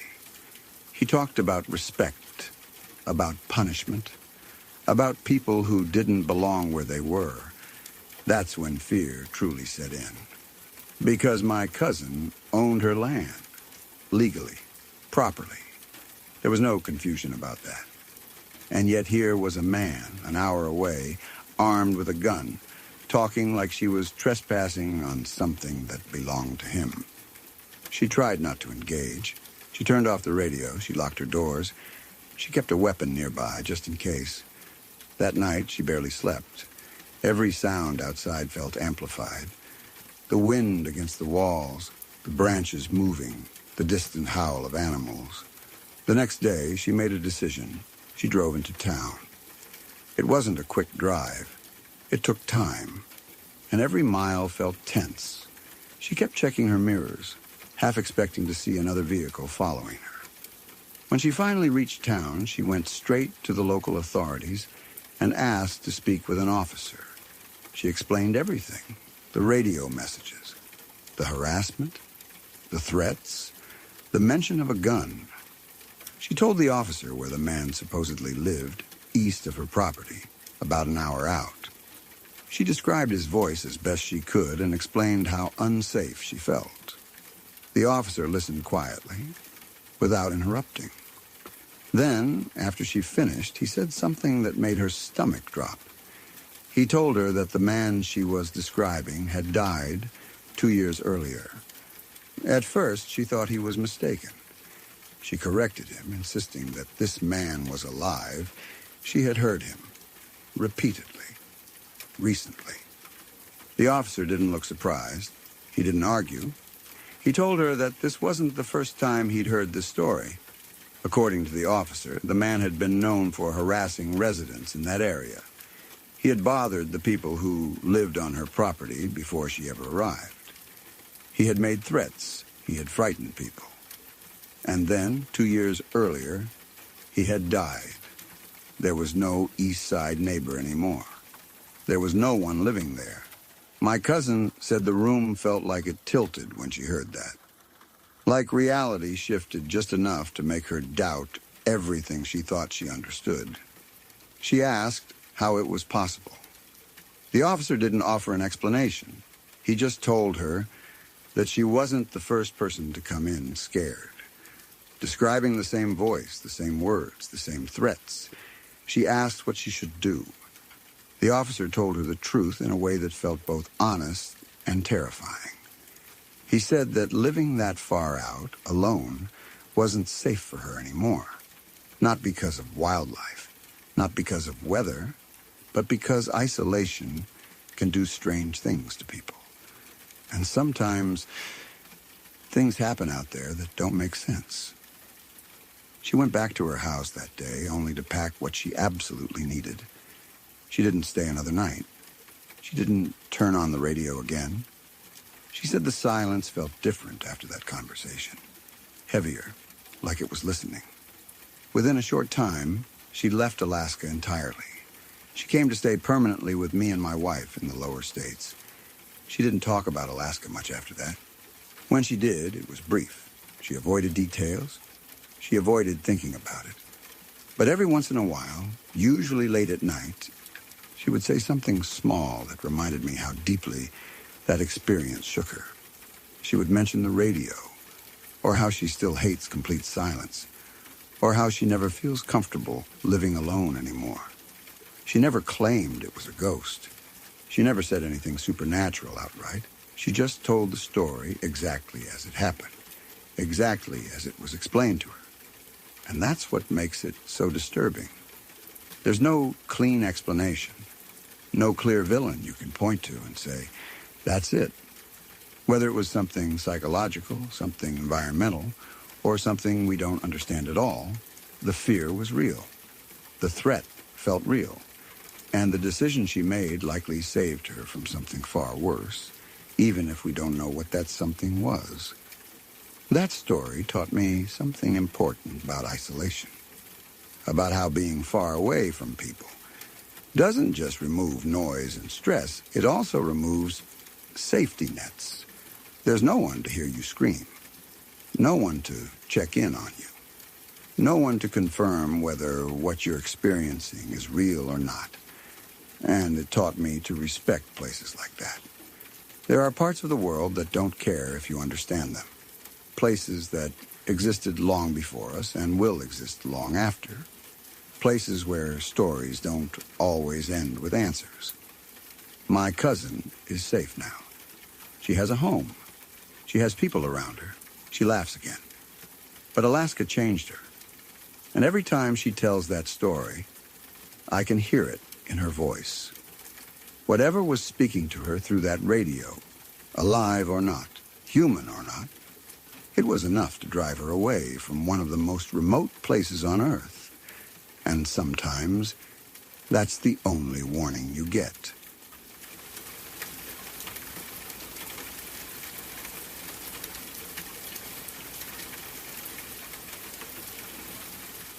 When I was around 9 or 10 years old, my family and I used to spend every summer at my grandparents' house in the countryside. It was something I looked forward to all year. Their house was big and made of wood, the kind of house that creaks and breathes when the wind moves through it. It had 2 floors and was surrounded by forest on almost all sides. Trees everywhere, tall and dense, the kind that block out sound and light once the sun starts going down. At that time, my grandparents had only recently gotten electricity installed. They had electric panels and artificial lights, but everything still felt old-fashioned. Most of the time, the lights were on, especially in the evenings, because the house could get very dark very quickly. Even with electricity, it still felt like a place from another era. They still kept candles around from before the lights were installed, and a lot of the furniture and layout of the house hadn't changed in decades. One afternoon, we were all sitting together having dinner. I remember it clearly because the light outside had that golden color. It gets late in the day, when everything feels calm and slow. During dinner, my grandmother started telling a story. She spoke in a very casual way, like she was talking about the weather or something that happened a long time ago. She told me about a family that had lived somewhere in the forest near our house. According to her, the family had consisted of 2 parents and 2 children. One day, their house caught on fire and burned down completely. None of them survived. She said that after the fire, people claimed that their souls never found peace. She told me that they still wandered through the forest looking for a new place to rest, unable to leave the area where they had died. As she spoke, I remember feeling a strange mix of fear and fascination. She wasn't dramatic about it. Well, she didn't lower her voice or try to scare me on purpose. That almost made it worse. It sounded like something she truly believed or had heard many times before. My mom immediately stepped in and told me not to believe it. She said it was just an old story people told children to scare them. She laughed it off and told my grandmother not to fill my head with nonsense. I nodded, but deep down, I didn't believe my mom. I was a kid, and stories like that stuck to me easily. Once the idea was in my head, I couldn't get rid of it. And for the rest of that day, I couldn't stop thinking about it. Every time I looked out toward the forest, I imagined shapes between the trees. I imagined people walking slowly through the woods, searching for something. By the time night came, my imagination was completely out of control. When it was time to go to sleep, I lay in bed on the 2nd floor, staring at the ceiling. The house made its usual nighttime noises. Wood popping, the sound of the wind brushing against the walls. Far away, maybe an animal moving in the forest. Normally, those sounds didn't bother me, but that night they felt different. Everything felt heavier. I couldn't sleep. My mouth felt dry, and I decided I wanted a glass of water. The problem was the lights. If I turned them on upstairs, I would wake my parents. The light would be too bright, and the door was open. Closing the door would make that loud squeaking noise it always made, and I knew for sure someone would wake up. I noticed one of the old candles sitting nearby. My grandparents kept them around, even though they didn't really use them anymore. For a moment, I thought about using it, but then I realized there was nothing nearby to light it with. No matches, no lighter. I stood there for a while, debating what to do. In the end, I decided it would be better to just go downstairs in the dark. I knew the house well. I had walked those stairs 100 times. I told myself there was nothing to be afraid of. I stepped quietly down the stairs, holding onto the railing. The house felt different at night, especially without lights. The darkness wasn't total, but it was thick. Shadows filled the corners, and everything looked unfamiliar even though it wasn't. When I reached the ground floor, the first thing I noticed was that the front door was open. That immediately made me uneasy. My grandparents were very careful about locking doors at night, even in the countryside. I stood there for a moment, listening. I didn't hear anything. No voices, no footsteps. I slowly closed the door. The sound of it clicking shut echoed louder than I expected in the quiet house. My heart was beating faster now, but I told myself it was nothing. Maybe someone had forgotten to close it earlier. I walked into the kitchen. The kitchen was large, with a table placed in the corner of the room. That corner didn't get much light, even during the day. At night, it was almost completely dark. As I stepped closer, I saw something that made my entire body freeze. There was a dark figure standing near the table. It wasn't moving. It was just there. In that moment, my brain immediately tried to make sense of it. I thought it was my grandpa. He often woke up at night, and maybe he had come down for water, too. The figure was about the right height. That explanation felt safe, so I grabbed onto it. I didn't turn on the light. I didn't ask who it was. I just went to the sink, filled a glass of water, and drank it as quickly as I could. I was very aware of the presence behind me, even though I didn't look directly at it. After I finished drinking, I turned slightly and said, "Good night," assuming my grandpa was there. There was no response, but I didn't wait for one. I walked back toward the stairs and went upstairs as quietly as possible. Once I was back in bed, I pulled the covers over myself and lay there, wide awake. I kept telling myself that it was nothing, that it was just my grandpa standing in the kitchen. Eventually, exhaustion won, and I fell asleep. For years after that, I didn't really think about it. The memory faded into the background, just another strange childhood moment. Life went on. I grew older. I stopped believing in ghost stories the way children do. Then, 1 or 2 years ago, that memory came back to me out of nowhere. I don't know what triggered it. Maybe a conversation. Maybe a dream. But suddenly, I remembered that summer in detail. The house, the story my grandmother told. The night I went downstairs in the dark. Out of curiosity, I decided to look into the story about the burned house. I didn't expect to find anything. I honestly thought it would turn out to be just a local legend, or something exaggerated over time. But it wasn't. I found records about a house that had burned down in the forest near my grandparents' property. A family had lived there. 2 parents, 2 children. They had all died in the fire. When I read that, my stomach dropped. At first, I was just shocked. I sat there staring at the screen, trying to process what I was reading. Then the fear started creeping in. Not a sudden panic, but a slow, cold realization. That night in the kitchen came rushing back to me. I started questioning everything. Was the front door really open? Or did my memory exaggerate it? Was the figure really there? Or was I just tired and scared because of the story I had heard earlier? Why didn't the figure respond when I said goodnight? Why didn't I ever see my grandpa in the kitchen when I thought about it later? The more I thought about it, the more unsettled I became. I haven't told anyone this story until now. Every time I think about sharing it, I stop myself.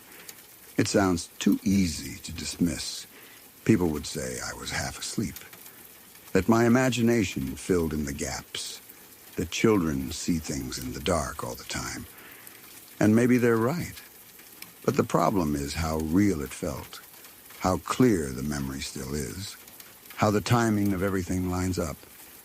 The story at dinner, the open door, the figure in the darkest corner of the kitchen, the silence.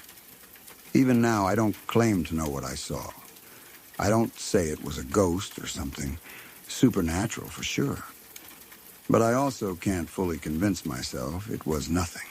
What scares me the most is not the idea of spirits wandering the forest. It's the idea that sometimes, as children, we might witness things we don't yet have the language or understanding to process. Things we explain away because that's the only way we can cope. Looking back, I realize how vulnerable I was that night. How easily fear and imagination can mix with reality. And how certain places can hold onto stories, memories, and maybe something more.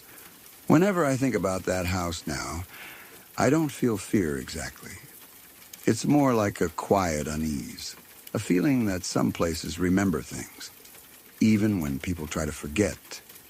And every once in a while, I wonder who or what was standing in that kitchen while a scared child drank a glass of water in the dark and whispered goodnight.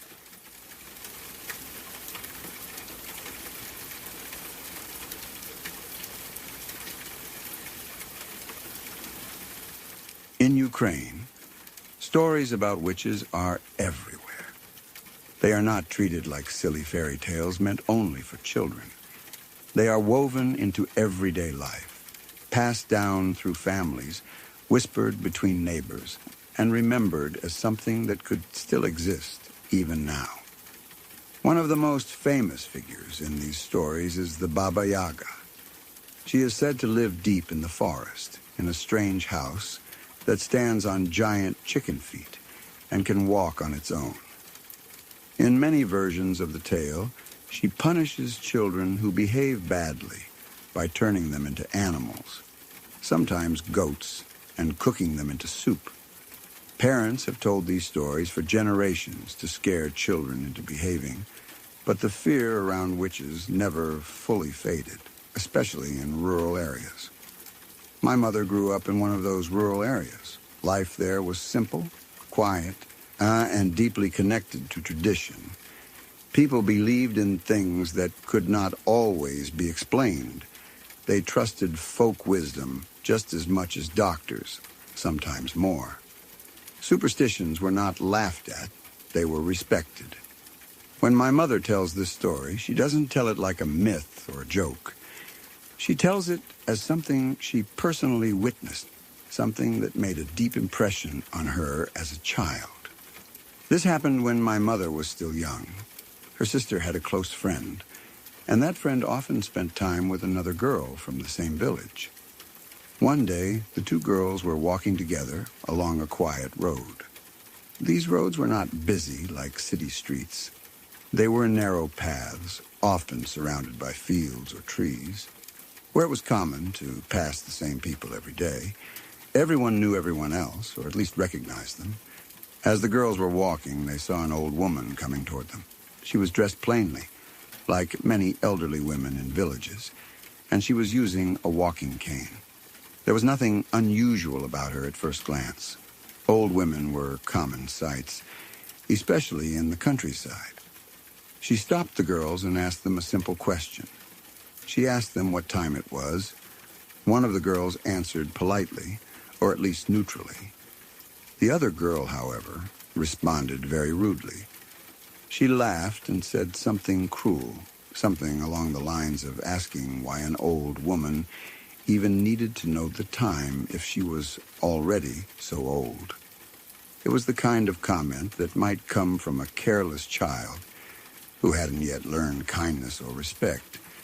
But in that moment, it mattered. According to the story, the old woman did not just walk away. She approached the rude girl and struck her leg with her cane. It wasn't described as a violent beating, more like a sharp, deliberate hit.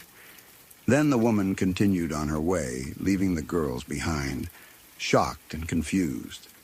At the time, it seemed like nothing more than an old person reacting angrily to disrespect. The girls went home and thought little of it afterward. But soon after, something strange began to happen. The girl who had been hit started limping. At first, it was slight. People thought maybe she had hurt herself while playing, or maybe the old woman's cane had caused a bruise. No one was overly worried. Children limp sometimes. Injuries happen. But the limp did not go away. Instead, it slowly got worse. Days passed, then weeks, then months. The girl's leg continued to weaken. The pain increased. Eventually, she reached a point where she could barely use the leg at all. She struggled to walk. She could not run. She could not play the way she used to. Her life changed in a way no one could explain. Her family took her to doctors. Not just one, but many. Local doctors examined her leg and found nothing physically wrong. There were no broken bones, no infections, no visible damage. They could not explain why her leg was failing her. As her condition worsened, her family took her farther away, even to doctors in other countries, hoping someone would find the cause and offer a cure. Every time, the answer was the same. There was nothing medically wrong. No diagnosis, no treatment, no solution. The girl continued to suffer. Her leg became almost useless. She lived with constant difficulty and frustration, unable to understand why this had happened to her. Over time, hope began to fade. Modern medicine had no answers. Science had no explanation. Eventually, as a last resort, she did something she never thought she would do. She went to see a white witch. In Ukrainian and broader Eastern European folklore, there is a distinction between witches who harm and witches who heal. A white witch is believed to use magic for protection, healing, and removing curses. The girl did not believe in curses or witchcraft. In fact, she reportedly dismissed such ideas for most of her life. But after years of suffering and no answers, desperation took over. She had nothing left to lose. The White Witch listened to her story. She asked questions. She examined the leg, not in a medical way, but in a spiritual one. Afterward, she told the girl something chilling. She said that the old woman who struck her with the cane was indeed a witch, and that she had placed a curse on the girl's leg in response to her disrespect. The worst part was what came next. The White Witch said that the witch who placed the curse had already died. Because of that, the curse could not be fully reversed in the usual way. According to the White Witch, curses tied directly to their caster are difficult or impossible to remove once that person is gone. However, she said that with time, care, and white magic, the effects could be weakened and eventually healed. The girl began treatments with the White Witch. These were not quick fixes. They involved rituals, prayers, herbal remedies, and repeated visits. It took time, but slowly, over a long period, the girl's leg began to improve. The limp lessened. The pain eased. Strength returned. Eventually, her leg healed completely. What makes this story especially unsettling is that my mother personally saw this girl limping before she was healed. This was not something she heard secondhand years later. She remembers the girl struggling to walk, remembers how serious the condition was, remembers how everyone talked about it in the village because no one could explain it. For my mother, this wasn't a story about superstition. It was a lived experience, something she witnessed with her own eyes. Skeptical people might say there was a psychological cause or an undiagnosed medical condition that eventually resolved. Others might argue coincidence or misinterpretation. But in the context of the time and place, those explanations did not satisfy the people who lived through it. The pattern felt too specific, the timing too precise, the connection between the insult, the strike, and the illness too clear. In villages like the one my mother grew up in, people believed that words mattered. Respect mattered. How you treated strangers, especially the elderly, mattered. There was a strong belief that some people carried power, whether they appeared ordinary or not. And there was a belief that cruelty, even casual cruelty, could come with consequences. This story stayed with my mother her entire life. It shaped how she treated people. It taught her to be careful with her words, to show respect, even when it felt unnecessary.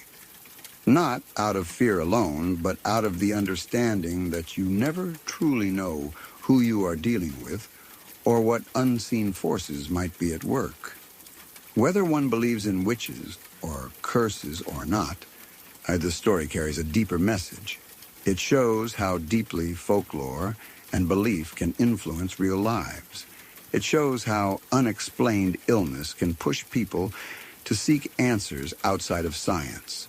And it shows how fear and mystery can coexist with everyday life, especially in places where tradition runs deep. To this day, when my mother talks about witches, she doesn't laugh. She doesn't dismiss the stories as nonsense. She simply says that some things cannot be explained, and that she saw enough as a child to know that the world is stranger than we like to admit. And every time she tells this story, she always ends with the same thought. Be careful how you treat people. You never know who they really are.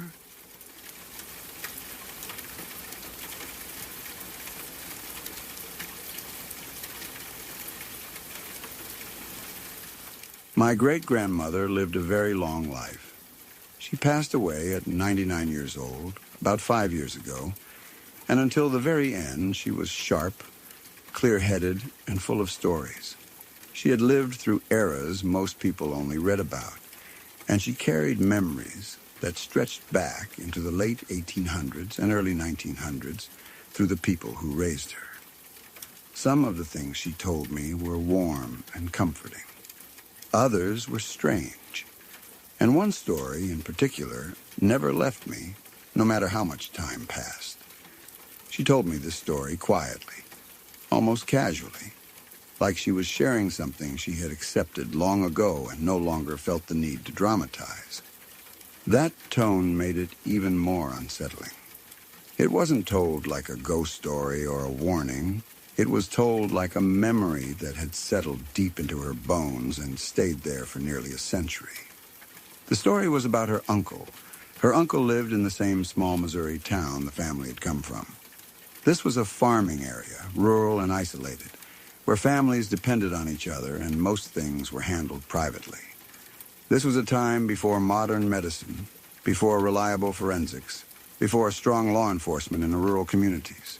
People got sick, children died, accidents happened, and often no one questioned it too closely unless something felt very wrong.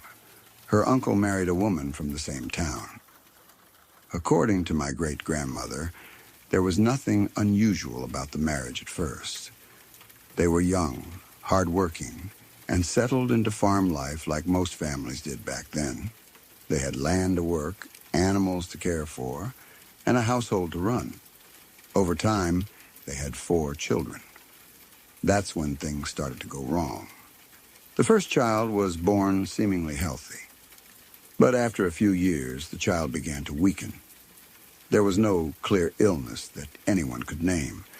The child simply grew thinner, more tired, less able to run and play like other children. Eventually, the child died. At the time, the death was tragic, but not unheard of. Childhood mortality was common in those days. Families mourned, buried their dead, and carried on because they had no other choice. The doctors available were limited. Sometimes there were no doctors at all. People accepted loss as part of life. Then the second child began to show the same pattern. Again, the child grew weak over time. Again, there was no obvious cause. Again, the child died after a period of illness that no one could fully explain. 2 children lost from the same family was painful, but still, people tried to make sense of it. Maybe it was bad luck. Maybe it was something in the water. Maybe the children were simply frail. Then it happened again. The third child followed the same path. Weakness, illness, death. By the time the fourth child began to show the same signs, people were no longer just sad. They were uneasy. 4 children from the same household, all dying in the same slow, similar way, was not normal, even for that time. Whispers began. Neighbors talked quietly. Family members exchanged worried looks. Then the husband, my great-grandmother's uncle, became ill. He was a farmer, a strong man used to physical labor. He worked the land daily, exposed to the sun, the soil, the animals. But suddenly, he too began to weaken. He struggled to work. He complained of sickness that wouldn't go away. Over time, he deteriorated in the same way the children had. Eventually, he died. By that point, the pattern was impossible to ignore. An entire family had been wiped out one by one, all in the same household, all following a similar decline. Only one person remained alive. The wife, the mother. My great-grandmother told me that the family finally contacted whatever form of law enforcement existed at the time. This wasn't a modern police force. It was likely a sheriff or local authority with limited resources and knowledge. An investigation was opened, but it went nowhere. There were no tests that could prove poisoning, no clear evidence that could stand on its own. Suspicion alone wasn't enough. And in those days, especially in small rural communities, women were rarely suspected of such crimes unless there was undeniable proof. Nothing happened to her. After a few years passed, the woman left town. She moved north to the closest large city. She packed up whatever she had left and disappeared from the family's daily life. According to my great-grandmother, no one ever heard from her again. No letters, no visits, no news. It was as if she had erased herself. Time moved on, as it always does. But here is the part of the story that my great-grandmother never spoke lightly about. She told me that after everything had happened, after the deaths had already occurred, she remembered visiting her uncle's house for Sunday dinner. This was before the entire pattern was fully understood, when people were still trying to believe the best. Sunday dinners were a tradition. You didn't refuse them lightly. Family obligations mattered deeply back then. She ate the food that was prepared. She sat at the table. She behaved politely, as children were expected to do. And afterward, she became sick. Not just mildly uncomfortable, but genuinely weak and ill for several days. She described the feeling as the same kind of weakness the children had shown, though hers passed instead of worsening. She recovered, but the memory stayed with her. She told me that once everything was known, once the family looked back at the sequence of events, it became very obvious to her that the deaths were not natural. She believed with certainty that the entire family had died due to foul play, and she believed she had narrowly avoided the same fate. What made this story so disturbing wasn't just the possibility of poisoning, it was the patience involved. If the woman truly was responsible, then she didn't act in a moment of rage. She didn't kill quickly. She did it slowly, carefully, over years, child by child. Then her husband, quietly, in a way that blended into the realities of life at the time. There were no screams, no public violence, no obvious crime scene. Just meals, illness, and death. My great-grandmother never claimed to know exactly how it was done. She didn't talk about specific substances or methods. She didn't speculate wildly. She simply stated what she believed and why she believed it. The pattern, the similarity, her own illness after eating there, and then the disappearance. That detail mattered to her the most. The fact that the woman left town and was never heard from again. If she had been innocent, my great-grandmother believed, she would have stayed. She would have sought family support. She would have remained connected. Instead, she vanished. I asked my great-grandmother once if she was afraid when she thought back on it. She said no. Not because it wasn't scary, but because fear had nowhere to go after that much time. She said it was simply something she understood, something she accepted, something that showed her how dangerous people can be when they hide behind normal life. She told me that what haunted her most wasn't the deaths themselves, but how ordinary everything looked from the outside. The farm, the meals, the routines. Nothing about the house would have warned you. Nothing about the woman would have screamed danger.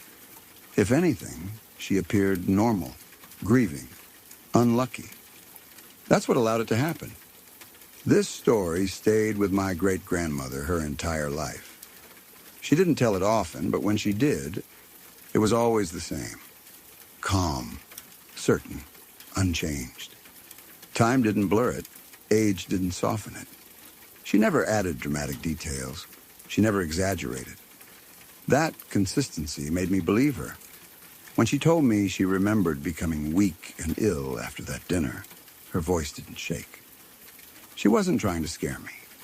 She was stating a fact, one that had been locked away in her memory for decades. It made me think about how many stories like this were never recorded properly. How many crimes went unnoticed because the tools to detect them didn't exist. How many families accepted tragedy because they didn't know how to question it. It also made me think about how easily someone can hide behind routine. Food is supposed to bring people together. Shared meals are symbols of trust, love, and safety. That's what makes the idea of poisoning so deeply unsettling. It turns something nurturing into something deadly. It weaponizes care. The woman in this story didn't need physical strength. She didn't need weapons. She didn't need help. If the story is true, as my great-grandmother believed, all she needed was time, access, and the benefit of the doubt. The fact that she was never held accountable makes the story even heavier. There was no justice, no answers, just suspicion and memory. And yet my great-grandmother lived a long life. She raised children. She told stories. She carried this one quietly, without bitterness, without obsession. She didn't let it consume her, but she never forgot it. I think about that sometimes, about how close she may have come to becoming another unexplained death, about how easily history could have taken a different turn, about how a single meal could have changed everything. This story isn't loud or dramatic in the way modern true crime often is. There's no chase, no courtroom drama, no resolution, just a slow, eerie realization that something was deeply wrong and that nothing could be done about it. It's frightening in a quiet way. The kind of fear that doesn't jump out at you, but settles in later when you're thinking about trust, family, and how much we assume about the people around us. My great-grandmother told me this story near the end of her life, when she had no reason to lie or embellish. She had already lived nearly a century. She had nothing to gain from making it up. She told it because it was true to her and because she believed it mattered. And now it lives with me, not as a warning exactly, but as a reminder that evil doesn't always look like evil. Sometimes it looks like a family dinner in a small Missouri town, a long time ago, where everyone eats, smiles, and goes home, unaware that something is deeply, quietly wrong.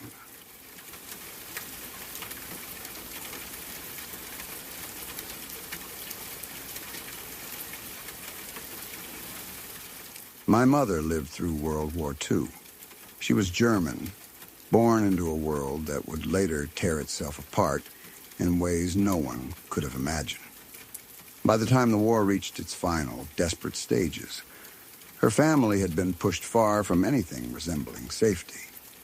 They ended up behind the Russian front, in a place where rules no longer mattered, where survival depended on luck as much as it depended on silence. She was still a child when it happened. By then, everything familiar had already been stripped away. Food was scarce. Homes were damaged or abandoned. People moved when they were told to move and stayed quiet when they were told to stay quiet. Fear wasn't something that came and went. It was constant.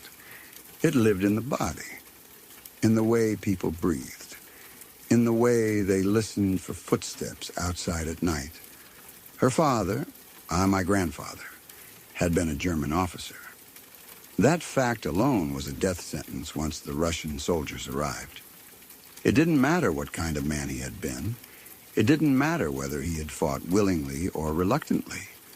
Uniforms erased individuality. To the advancing forces, he was the enemy, and anyone connected to him was guilty by association. When the soldiers discovered who he was, there was no discussion, no trial, no argument. The family was ordered outside. They were lined up. My mother told me later that this part of the memory never faded. The cold ground under her feet.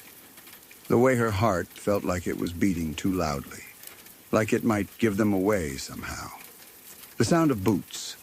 The sharpness of shouted commands in a language that still felt foreign and hostile, even though she had heard it for months by then. They were going to execute them all. Men, women, children. It didn't matter. My mother stood there with the rest of her family, frozen. trying to understand what it meant to be about to die. At that age, death isn't abstract, but it also isn't fully real yet. You know it's bad. You know it's final. But part of you still waits for an adult to stop it, to say this isn't how things are supposed to go.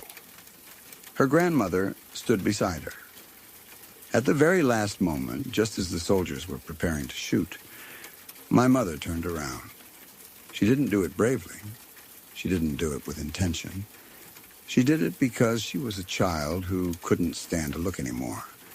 She turned, crying, overwhelmed, terrified, just as they were about to kill her grandmother. And that single, unconscious movement changed everything. The officer in charge saw her face. He froze. The shouting stopped. The tension shifted. Something broke through the machinery of war for just a second. My mother, dirty, frightened, crying, looked exactly like his daughter. A daughter he hadn't seen in years. A daughter who, in his mind, was probably still that age, still that face, even though time had surely changed her. In that moment, the war stopped being abstract for him. It wasn't Germans and Russians, officers and enemies. It was a child, his child. He halted the execution. No one moved, no one spoke. Orders that had been seconds away from becoming gunfire dissolved into silence. Against everything that should have happened, he let them live. Not only that, but after that day, he returned. Every single day. He brought my mother food from his own rations, bread, whatever he could spare. While the rest of the family slowly starved, her body began to change in the opposite direction. She gained weight. She grew stronger. She survived in a way that felt almost obscene compared to the suffering around her. My mother never forgot the guilt of that either. She was a child, but she understood enough to know that her survival came at a strange cost. Her family was still hungry, still afraid, still living under the shadow of death. And yet, she was being protected, singled out.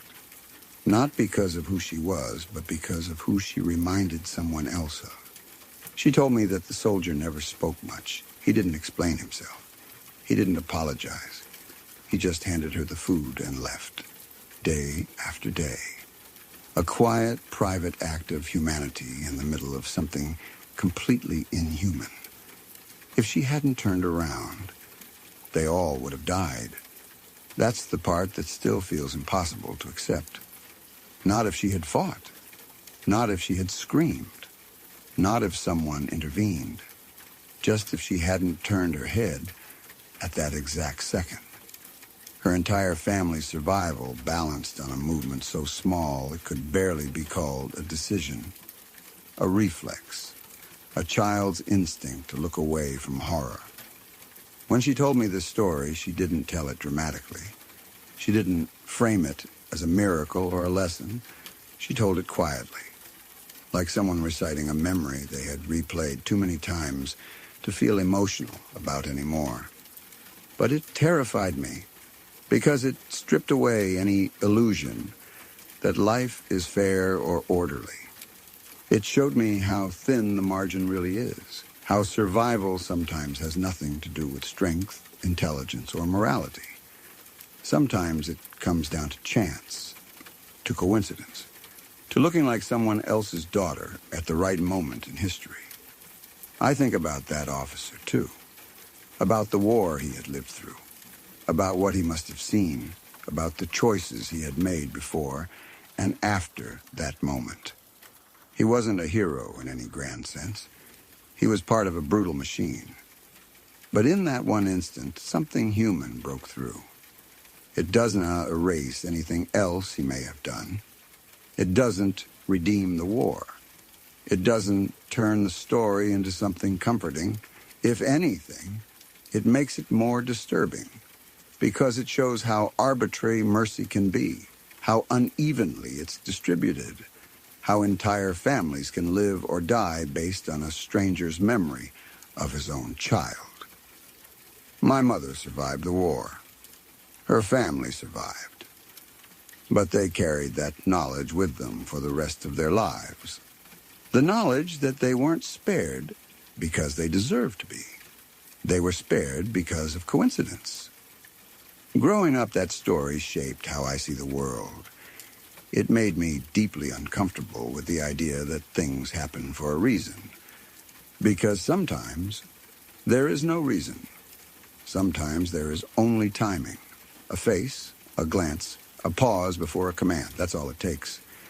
When people talk about history in broad strokes, about battles and borders and leaders, stories like this get lost. But this is what war really looks like at the human level.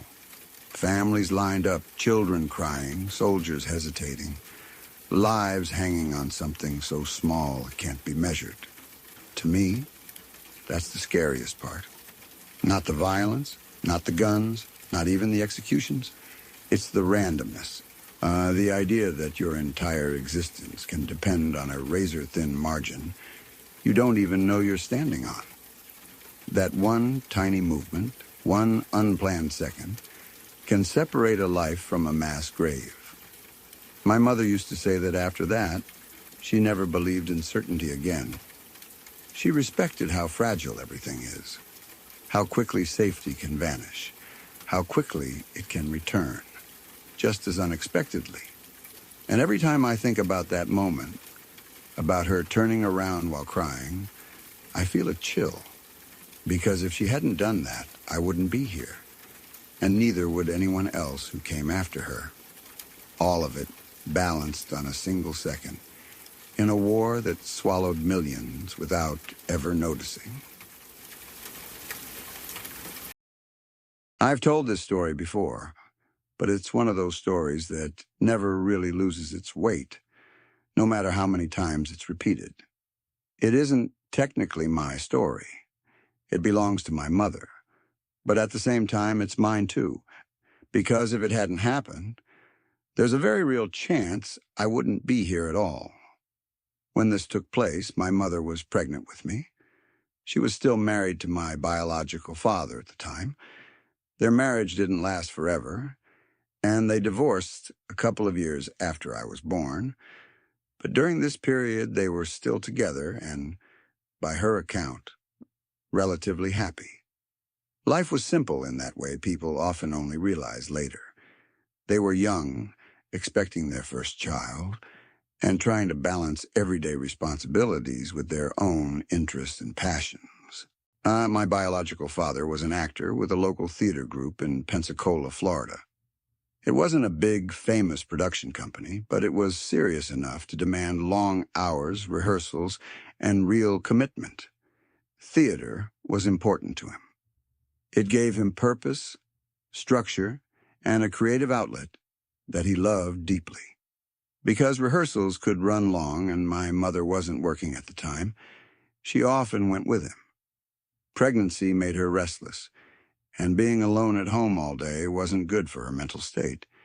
She also wasn't allowed to drive while pregnant. That part always surprises people when they hear it now, but it was something her doctor insisted on. Whether it was due to complications or just extreme caution, I don't know. What I do know is that it meant she relied entirely on my biological father to take her anywhere she needed or wanted to go. If he was going to rehearsal, she was going too. At first, she spent most of her time sitting in his dressing room. She'd bring a book and read while he was on stage, waiting for rehearsals to end. That worked for a while. But anyone who's ever sat alone for hours in a quiet, unfamiliar space knows how quickly boredom sets in. The novelty wears off fast, especially when you're pregnant, uncomfortable, and feeling cooped up. So she decided to make herself useful. She started helping out during dress rehearsals, not officially, not as staff, but simply as another set of eyes. She would bring a notepad and a pen and sit in different areas of the theater while the actors rehearsed with the orchestra. She took detailed notes, the kind of things an audience member might notice, but performers and directors sometimes miss when they're too close to the production. She'd note when one actor blocked another from view, depending on where you were sitting. If a prop or part of the set, like a tree, a wall, or the corner of a house, obstructed the line of sight from certain angles, she paid attention to the orchestra, too, noting whether it was too loud or too quiet, whether it drowned out the singers or faded too much during important moments. For musical productions, balance mattered, and she had a good ear for it. She didn't stay in one place. Throughout rehearsals, she moved from one section of the theater to another. Sometimes she'd sit on the main floor. Other times, she'd go up to the balcony to see how things looked from above. She treated it almost like a job, even though no one had asked her to do it. Eventually, the director came to appreciate her notes, and they were taken seriously.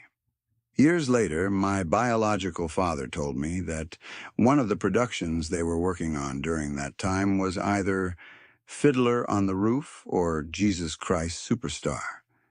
He wasn't entirely sure which one lined up with this particular memory, but he remembered growing out a long beard for one of those roles. There's a photo of him holding me as a baby, beard and all, that I've seen more times than I can count. On the night this story centers around, rehearsal went late. The kind of late where everyone is tired, hungry, and mentally checked out, just going through the motions to get to the end. The curtain finally fell, signaling the end of the run-through. People began gathering their things, chatting quietly, and heading out.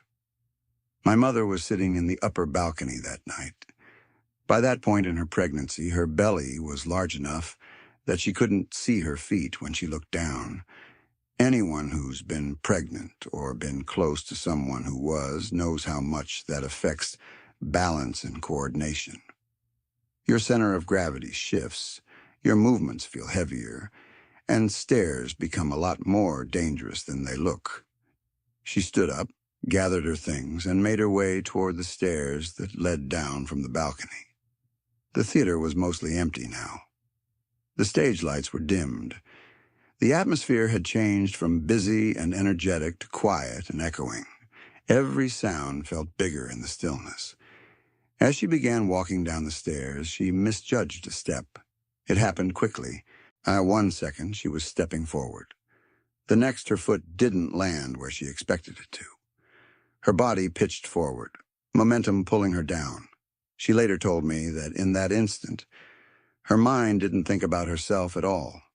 Her first thought was me, the baby she was carrying. The fear hit hard and fast, the certainty that she was about to fall and that the fall could hurt us both. Then something else happened. As she started to fall forward, she felt a hand grab her upper arm. Not lightly, not like a brush or a fleeting touch. It was firm, strong, and unmistakably intentional. The grip stopped her forward motion and pulled her backward instead. At the same time, she heard a voice.